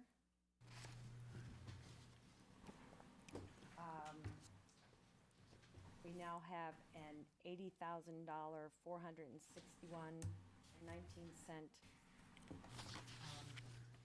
unreserved balance fund. We expect to have a balance fund for quite a while, and are looking at when it goes below 35,000 that we may want to take a look at a price increase. But I don't foresee that until after FY11. One of the things that I want to point your attention to is the breakfast program that we started last year, which originally we expected to profit about $7,000, and we ended up profiting about $20,000. We sold a lot of meals that we were federally and state reimbursed for, but we also had a lot of kids just coming in, buying a muffin here, a bagel there, and picked up a lot of a la carte business that we really didn't anticipate we would have. So that was a real good thing and a much healthier approach to the start of the school day. On another page with the cost. Could I ask a question Yes. on the breakfast? Because you just said that we were refunded, or the federal and state government funded us for that. Yes.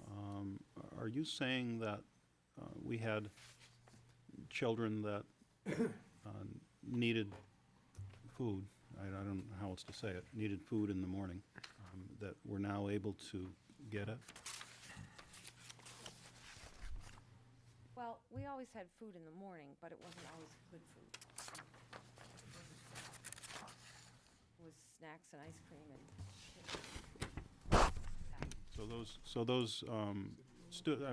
frankly, those students in need now have the ability to discreetly get a breakfast at school. at the high school. Okay. We are doing something experimentally at the middle school. Kind of, when we sell because it's hungry, we do provide cereal, milk, and juice to the students, and we're documenting, taking notes, and trying to determine if at the end of this year it's feasible to actually have a program at middle school. But the nurses are conducting that program at this time, and I believe that Andy is funding the program. We don't expect it to cost more than $500 or $600. If it does cost more than that, then it's when we want to take a look at whether or not we want to offer breakfast at the middle school. At this time, we're unsure and just. What about the elementary school? If we have the need at the high school and the middle school, obviously we have the same need at the elementary school. Well, high school kids kind of sleep late, run out the door. Yeah, but I'm not talking about the ones that, for the breakfast, I'm talking about the ones that, the subsidized meals that you're providing there. If we have a need for that at the high school, then we should be looking at the whole district, because the need would be there for the whole district. Well, we served, if you look on the breakfast summary report, we served 11,068 free breakfasts and 358 reduced breakfasts. So that's an average of like 2 reduced breakfasts a day and 4 or 5 free breakfasts a day, which is a very low percentage of the free and reduced that we have.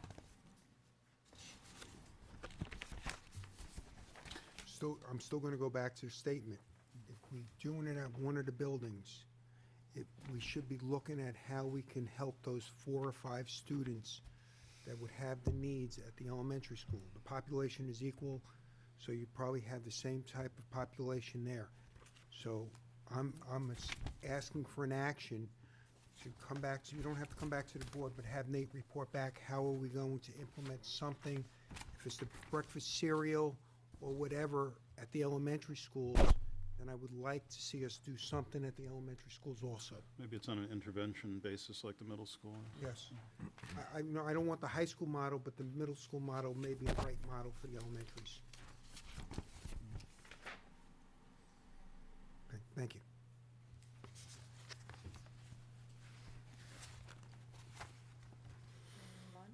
Yes, please.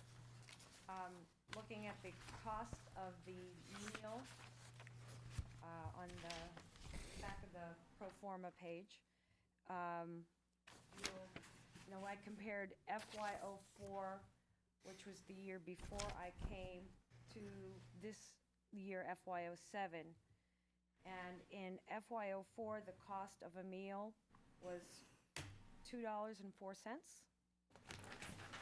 And now the cost of the meal is $1.86.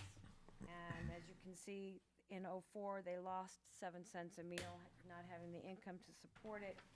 And we've been steadily gaining, increasing, cost-containing over the course of the last 3 years.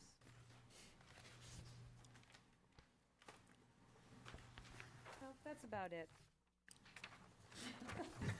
That's about it.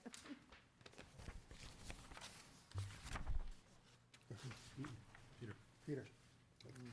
I want to elaborate a little bit on the financial part of it is, as Dan Nancy pointed out, the cost per meal has dropped significantly since she's taken over the program. That really has to do with the fact of the menu items, the selections, so forth and so on that she instituted. And what you've seen is, as she mentioned, without a price increase, But then we've gone from the program being in the negative as it was back in '04 to a positive, and in fact, the ability, as she mentioned, to pay on a cash basis, $96,000 in equipment. And if you look in the spreadsheet that she provided, we did, showing the actuals from '04, what we see is, as she mentioned, till FY 211 would be the first time, if things go according to plan, we'd be discussing a price increase in the meal plan, which would be somewhere on the order of 6 or 7 years going without a price increase. Using the increase in number of meals served, reducing the cost per meal, and using that formula, if you will, to fund the annual increases in food, milk, equipment, so forth and so on, salaries.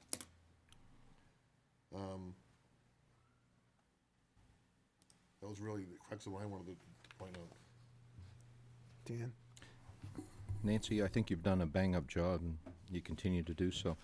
I apologize, my voice is a little, but can we flip to the page that says food service pro forma? Are you there? Yeah. Okay. Could you, looking at fiscal year '07 and our estimate for fiscal year '08, and actually looking at fiscal year '06 as well, that 3-year period, the federal reimbursements line, we jumped 30,000, and now we're projecting a decrease of about $17,000.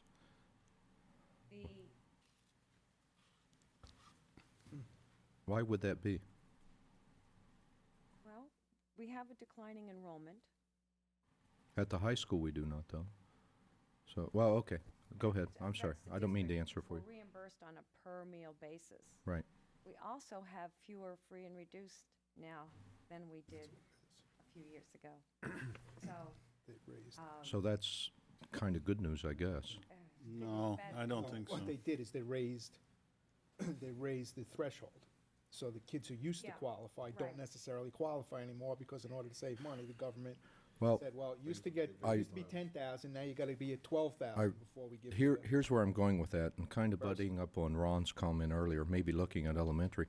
But bear in mind that that isn't a huge threshold. Maybe we can subsidize some, maybe we can use an internal threshold and help some of these families out with free and reduced lunch for $1.18 or $1.98 a day. To buddy on what you were saying, Ron, look into that as well, because we can stay with the threshold that did exist. It's just in 1 year it dropped dramatically, and you're right, George. It's not that we have less children, it's that They changed the rules. Right, exactly. it's not a ton of money, but, you know, sitting here today listening to the community needs, it's just something to give some consideration. So I like your idea, Ron, looking at an elementary program, but in addition, if you look at that line, it looks like they're had an impact on some other people in the community as well. Probably not a fortune, but just to give some consideration to it. But Nancy, I think, you know, with the additions you put in, with the programs that you have, with the equipment you put in, and not raising the price, I sat here with Ron and maybe Steve in 2003 or whenever it was, and we raised the price a dime or something, and it was quite a conversation. So a price increase is not easily accepted. I So. was there for that. Oh, you were there too. Okay. That was my first presentation to the school board. So maybe if we look at that, just the threshold, while you're doing that as well. I'd just kind of like to emphasize this point, so that people realize it. Though we're an educational institution, we also run a major restaurant operation. Oh. Almost 500,000 meals Right. served Huge.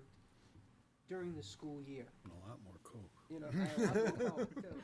No. So, Milk. Sorry. but it's interesting. The other thing, and other point I want to make, and 500,000 is the number that seems to be the number of the day. But we also run a major transportation service that covers 500,000 miles every school year. So, in addition to providing educational programming, there are also the support services that go along with it. And aside from some major fast food restaurants, 500,000 meals in less than 180 days, because we don't have lunch every day. That's a lot of food and a lot of kids to feed. So it's just something to keep in mind. We keep ourselves busy. Yes. Nancy, I just wanted to thank you very much. I mean, you've just done a superior job in managing this and bringing it to the...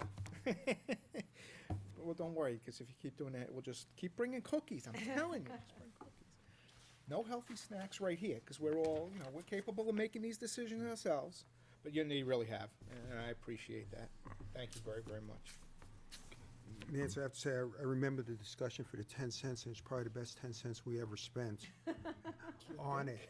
It wasn't And- so and easy. It wasn't so easy, and I was one of the ones that didn't make it easy. I remember that. But you've done a tremendous job with the a la carte. Got a lot less complaints from students on the meals that they have offered and the variety that they have offered. You've done a tremendous job here, and just to talk about with the rate of the inflation that we all see in our food budget, that we'll be able to go out to somewhere around FY11 before we think about raising the price from FY04. That's a tremendous compliment to your management of the food service. Thank you very much. Thanks, Nancy. Okay. Chuck, you're up on the Maintenance Trust.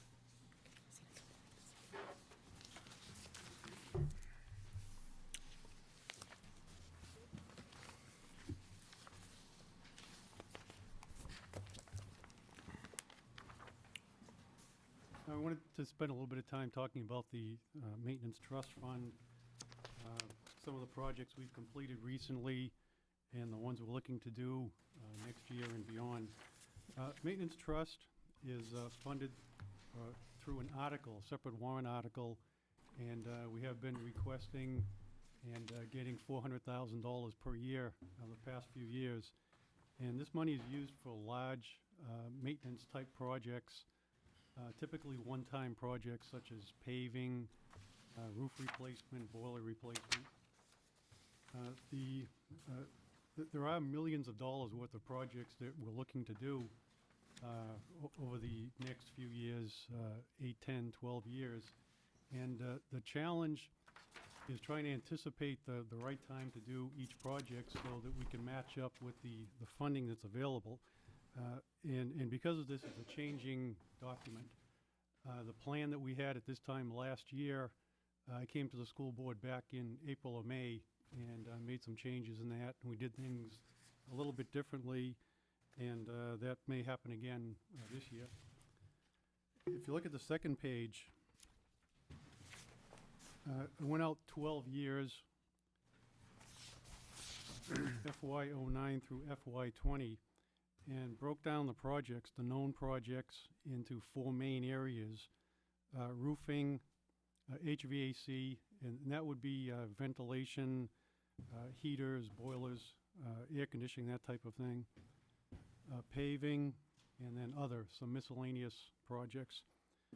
And the total going out for 12 years is $4 million, a little over $4,700,000. And that's based on getting $400,000 per year. And if you look at the bottom lines, more than 60% of that total is roofing replacement throughout the district. The next page starts off with a little bit of a recap of history, going back about a year and a half, some of the projects we completed. This past summer, the high school main parking lot was completely redone. And as we did that project, we came across a little bit of a surprise. We found an underground spring that ran through the high school parking lot, and as a result, we had to increase the amount we had for engineering and for drainage so that we could capture that water and bring it to the back of the property. Otherwise, it would continue to bubble up, and we'd have a premature failure of the pavement. We also resurfaced the running track at the high school. We did some insulation in phase 1. This is one of the changes that we made. We came across some information looking at our energy reports that suggested that we needed to do some additional insulation in Phase 1. We were using a lot more energy there per square foot than we were anywhere else in the high school or in the district. And we hired a company and did some insulation work in that part of the building. Spent over $70,000, but we're projecting a payback in less than 3 years with the savings on natural gas and electricity. We did some roofing work and overcoat on Phase 1. The roof on Phase 1 is deteriorating, was starting to leak. Needed a new roof. To do it properly and completely would have cost more than $500,000. And what we chose to do instead was to do an overcoating, which will buy us some time, probably 12 to 15 years or beyond, and allow us to do some other projects before we have to deal with that roofing project again. And we also did some roofing work at North School. We had money put aside from the North School construction bond, and we had to add a little bit to that in order to completely finish that school. Last item, boiler room renovation at the middle school. We had intended to do an all-out renovation on the heating system in order to capture some efficiency and also to better heat the building. When the addition was done in 1996, there was some value engineering, and as a result, not all of the boilers in the school feed into the main system that supplies the heat to the entire school. So there have been times that we've had a boiler go down, we've had to do some repairs, and it's been a little bit difficult heating the building. So what we had intended to do was revamp all of the piping, the pumps in that area to get everything working right and very efficiently. And as we get more and more into the project, the costs, to do it properly, the costs increased beyond what we had budgeted. And so what we decided to do was take a step back and with our in-house personnel, we did some work on the piping and the water tanks to get by for this year, and then we're hoping to continue next year with the work that we had planned. The next page, and I'll just cover FY09 unless you want to go further with that. We're going to be requesting $400,000 for a warrant article this year for the Maintenance Trust. And the work we hope to do, first of all, at the middle school, some renovations, as Nate had mentioned earlier. We are providing a lot of in-house services to students with special needs. And one of our big needs, the big need for next year, is an additional bathroom at the middle school. Procon's helping us with some pricing right now to determine the exact cost, but we're budgeting $30,000 to do that. Next project is at the high school, replace the rooftop heating and ventilation units on Phase 2. That was one we had planned to do last year, but we deferred that so we could complete the insulation work. Next project is the boiler room renovation at the middle school. We also want to complete the overcoating on the roof on Phase 1. And the last item, this is something new, wasn't even on the radar about a year and a half ago, PCB testing. PCBs are, PCB is a compound that has great insulating properties and was used for 30 or 40 years in this country, throughout the world, in all kinds of household and industrial items, including lighting, ballast, insulation. The list goes on and on. The substance works very well. Unfortunately, it's been associated with some pretty severe health risks, and the use of PCBs was outlawed a number of years ago. But what has happened is buildings and schools across the country have found that the caulking of the sealants for windows, doors, masonry joints, in a lot of cases, particularly buildings built in the 70s and early 80s, this caulking contains PCBs. And the state government and the federal government, without yet passing any laws or any mandates have kind of given a heads up that this is coming. And the talk is that PCBs may turn into the new asbestos. What we are doing and what the recommendation is, that you begin doing assessments of your buildings, areas that may contain these caulkings or weatherproofing that could have the PCBs in them, and determine what you have and come up with some testing to see whether or not the materials do contain PCBs. And if that's the case, the next step would be to come up with a plan, either to remove them, encapsulate them, which would be a sealant, or depending on where they're located, to do nothing. If they're in an area that's isolated from people that are in the building. What we've done so far, we contracted with a local company, EnviroSense, and we've done the first step. We spent a couple of $1,000s this past summer. We did the assessment. We mapped out every building, the exclusion of the kindergarten and parts of the high school that were finished pretty recently, and actually went through and determined every single location that would contain caulking or sealants that could contain these materials. We have everything mapped out and divided up. And the purpose of this is so you don't have to test every single area. If you have a wing of a building that was built all at once, the assumption would be that the same type of caulking was used in all the windows and doors at that time. So if you take 3 or 4 representative samples, that would take care of the entire building. So we came up with the plan, and if we were to do all of the testing in all of the buildings at once, the cost would be about $86,000. That would be for the contractor, for the manpower, and for the lab work. But an alternate choice, I also have a breakdown per building, so we could do this over 1 or 2, 3, 4 years, as we determine we should, or as the money is available. And then once we determine if we have to do additional work, we could address that in future budgets. And the total of all of this work that we have planned would be $401,000 for FY09. Can we get a list of the buildings and where we think the problems are? Can we get the assessment, take a look at the assessment? Would you like a copy of that? Yes, please. Sure. Any questions from the board on the plan? My only comment, Yes. my only comment would be, as we found out, the paving project, the high school,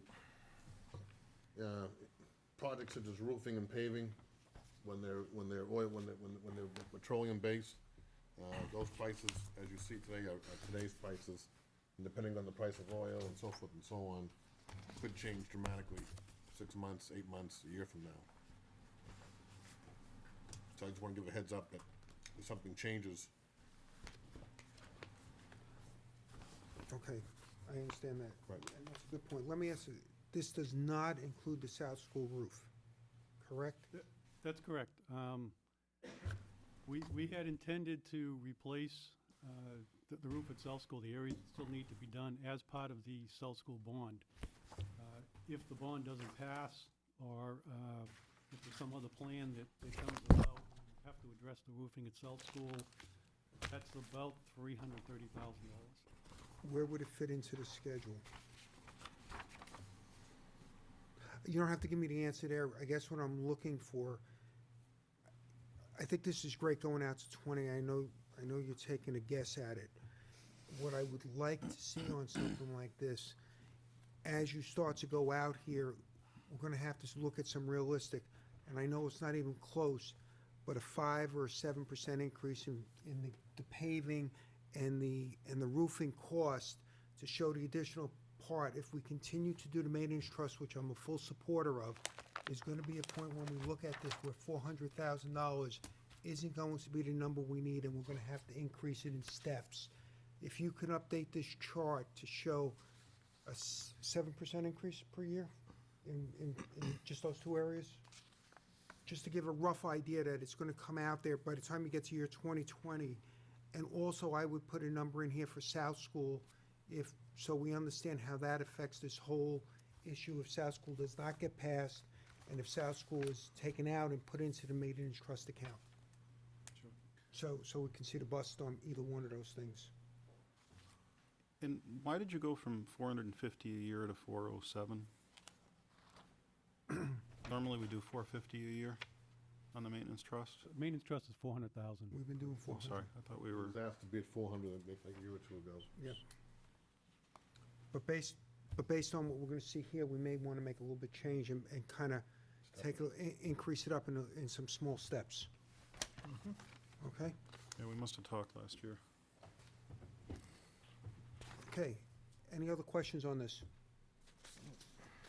Seeing none, thank you very much, Chuck. I appreciate the job, and I appreciate, nice job on going out 20 years, or a long time, 10 years out there. Okay, November enrollment reports? Yes, you have your November enrollment report. We take into account pre-K through 12 plus our special ed out-of-district home study and our adult ed. Our grand total is 5,435 students, which is 2 less than what we had in our previous report. It was down 2 students. LEAP stays at 98. Moose Hill is at 310. North School is 574, no change from last month. Matthew Thornton is 696, down 1 from last month. South School is the same as last month at 610. Middle School is at 1,301. That's 1 less than it had last month. High School remains exactly the same as it was last month at 1,827. 19 students out of district, 73 home study, and 49 in adult ed. The adult ed consists of 28 night students and 21 day students. Excellent. So, Questions on the enrollment? Seeing none? I Mr. have, Beaver. I have one. Oh, go ahead, I'm sorry. Bonnie, did we do child check in November? Okay. Okay. So those numbers of children we picked up are in these enrollment numbers for October? Okay. And a good point too, just so everyone knows. In the LEAP program, ratio now is 56 special education students and 42 inclusion students. Nate, can you explain why we have the inclusion students and what happens if the ratio gets really out of whack? Right. We feel it's very important to have a balance of special ed students and inclusion students.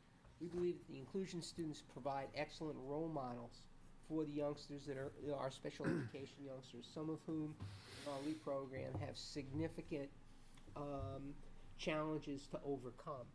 By trying to keep this appropriate balance, we have a nice mix. If it gets out of whack, then we lose some of that modeling that we think is very necessary for 3- and 4-year-old children, because you got to remember, we're dealing with babies at this point.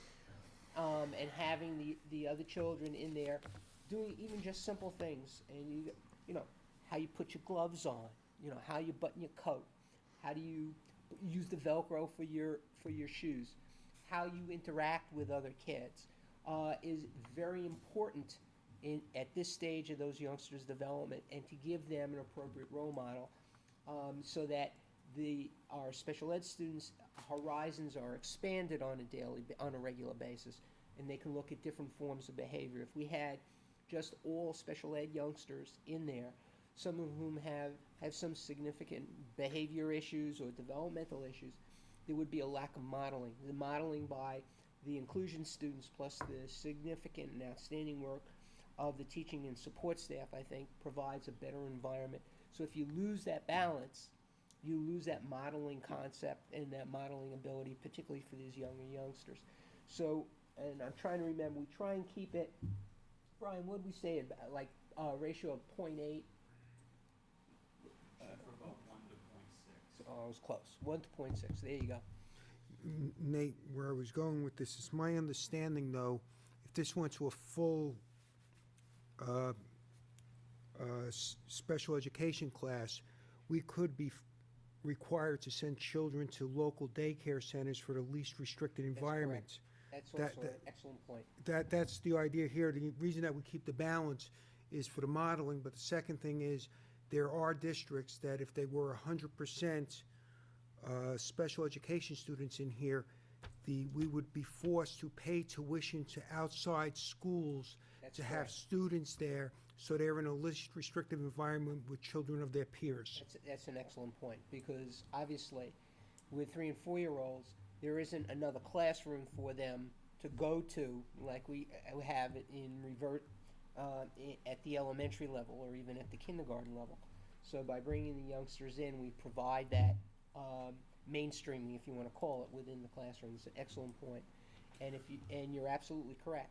If in fact all we had was a special ed students in the classroom, it would be a legitimate request, for parents to say, well, it's not least restrictive. You can have my youngster there for the 4 half days or 5 half days, but you also are going to send them to a regular preschool for 4 days a week or 5 days a week, and you're going to have to pick up the tab. Also, we would send the specialist to the preschool Correct. to provide the services. That's right. In some cases, it would be an aide that would have to follow that individual youngster. Okay. Steve? Just so the community's not confused, too, the 3 and 4-year-old inclusionary students, which mean the regular education students, are tuitioned in. Yes, they pay. So that we don't have everyone calling the office tomorrow for 3 and 4-year-old. That's correct. Um, They pay. And we tuition them in from the community and outside of the community?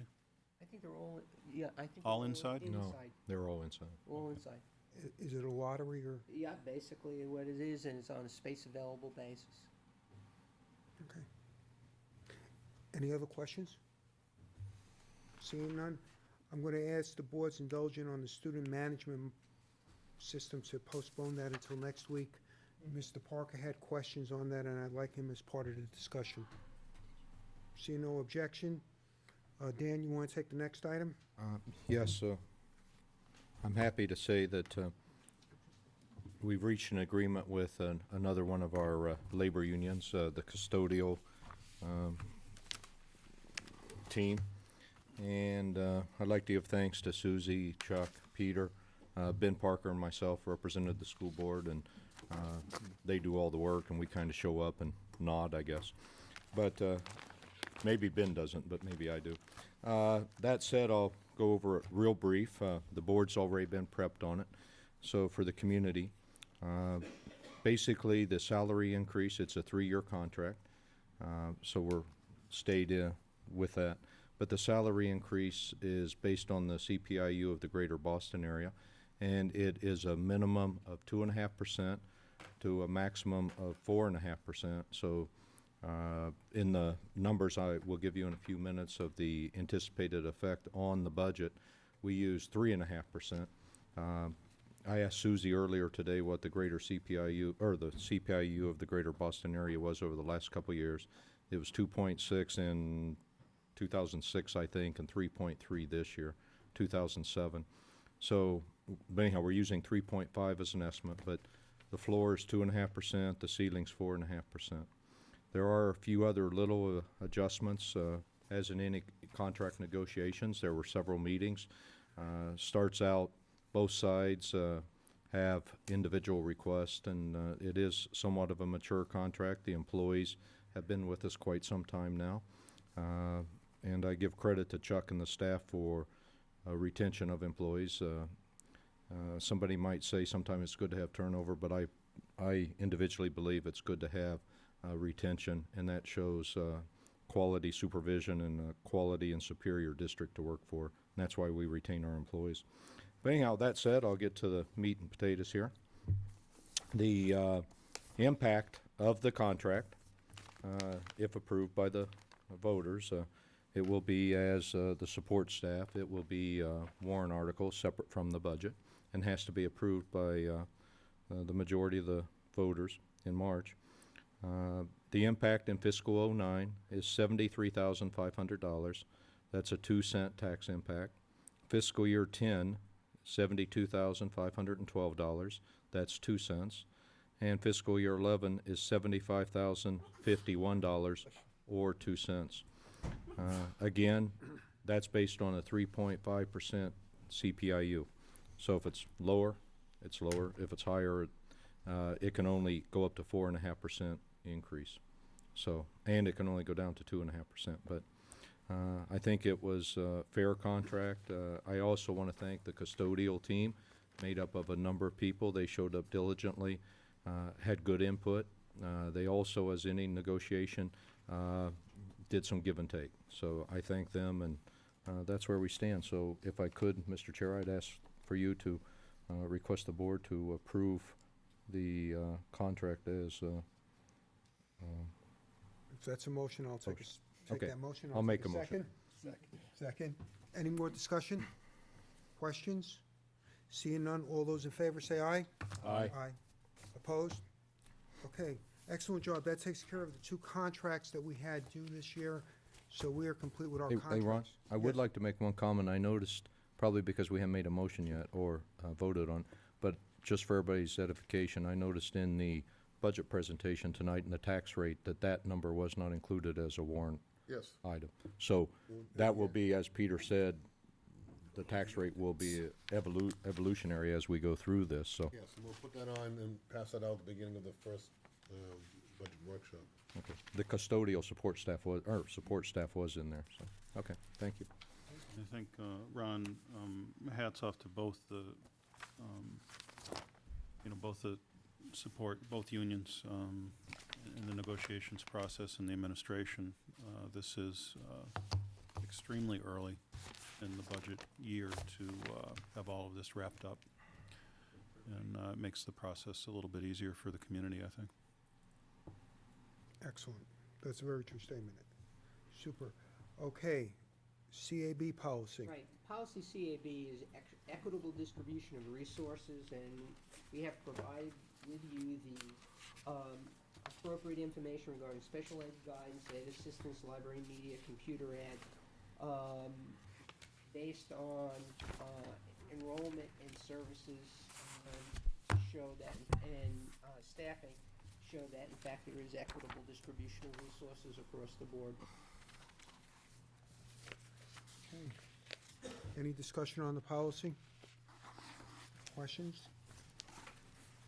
Seeing I none? make a motion to renew the annual approval for policy CAB. Do I have a second? Second. Any discussion? Seeing none, all those in favor say aye. Aye. Aye. Opposed? It's 5-0. Okay, you have in front of you the revised for a third reading field trip and excursions policy. The board had asked that we come back with some adjustments on it. The change that we made is all first-time overnight trips must receive prior approval from both the Thank you. superintendent and school board prior to and any fundraising, et cetera, and/or commitments are made for student parents. My understanding from speaking to at least one board member that they would like to include an overseas field trips. All foreign trips, that's correct. All right, which we can put in there, overseas or out of the country or overseas. Foreign or domestic. Foreign or domestic. Okay. Foreign trips. Raised. Well, Yeah, Canada is Okay. an overseas. right? Okay, and other than that, the policies remain the same. I think we've, aside from that insertion there, it says the board had approved the 2 previous readings, with the amendments that we made as we went down the line. okay. Can I have a motion for the third reading for adoption? So moved. And this is on policy CHCA. Mhm. I'm sorry, IICA.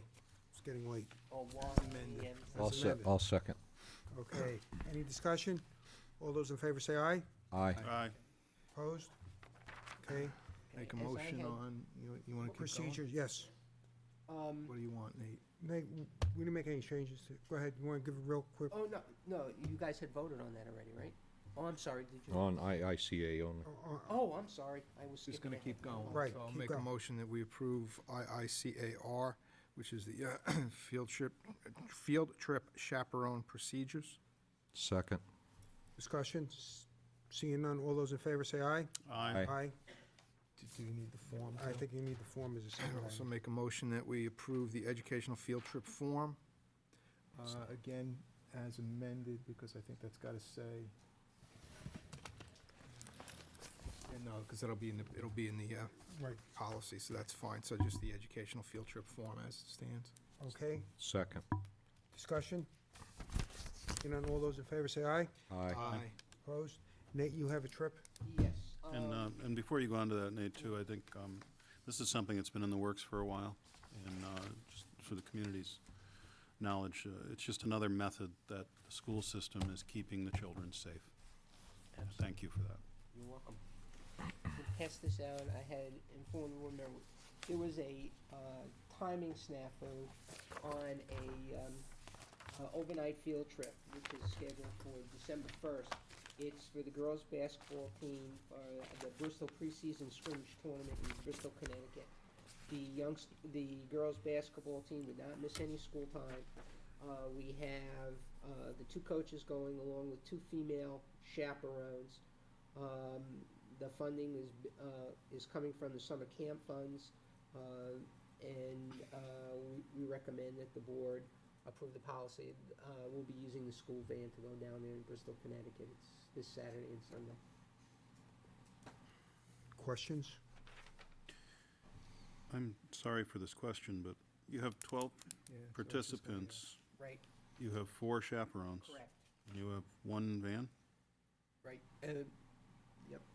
Jim, 2 vans? Yeah. Okay, vans. thanks. Okay. Thanks, Jim. Thank you. I think those particular vans are safer with less passengers. Do you need a motion? We're gonna, as soon as Jim speaks. Oh, I'm sorry. It's not both school vans, it's 1 school van and 1 rental van. We don't send the older van that Oh, long makes on a sense. trip. Okay. On trips, foreign or domestic. Excuse me? No foreign or domestic Yeah. trips for that van. Kind of stay on Mammoth Road with that one. Okay. Can I have a motion? Good choice. So moved. Do I have a second? Second. See, any more discussion? Seeing none, all those in favor say aye. Aye. Opposed? Nate, is there anything else? No, I just want to mention, you had an FYI, I just had asked, and I think this is important information for the community to have. The last board meeting, you had asked regarding advanced placement courses and how many separate kids, and I think this is important information because Yes. I myself am very proud of this. And the high school and the kids should do. Advanced placement courses, we have a total of 356, enrollment of 356 in our 10 advanced placement courses. The total number of students, which is obviously different than enrollment, is 211. 122 kids are taking 1 AP course. 42 kids are taking 2 AP courses. 38 kids are taking 3 AP courses. And 9 youngsters are taking 4 AP courses. Pretty neat. That's great. Excellent. So I just thought it would be good information for the public to have. Super. Yes, it is. Thank you. Seeing no other business, may I have a motion to go back into non-public session under RSA 91A3, Section 2A through I? So moved. Second? Second. All those in favor say aye. Aye, Dan Buell. I agree. Okay, if you're in this room, you're on the air. You can see you eating cookies.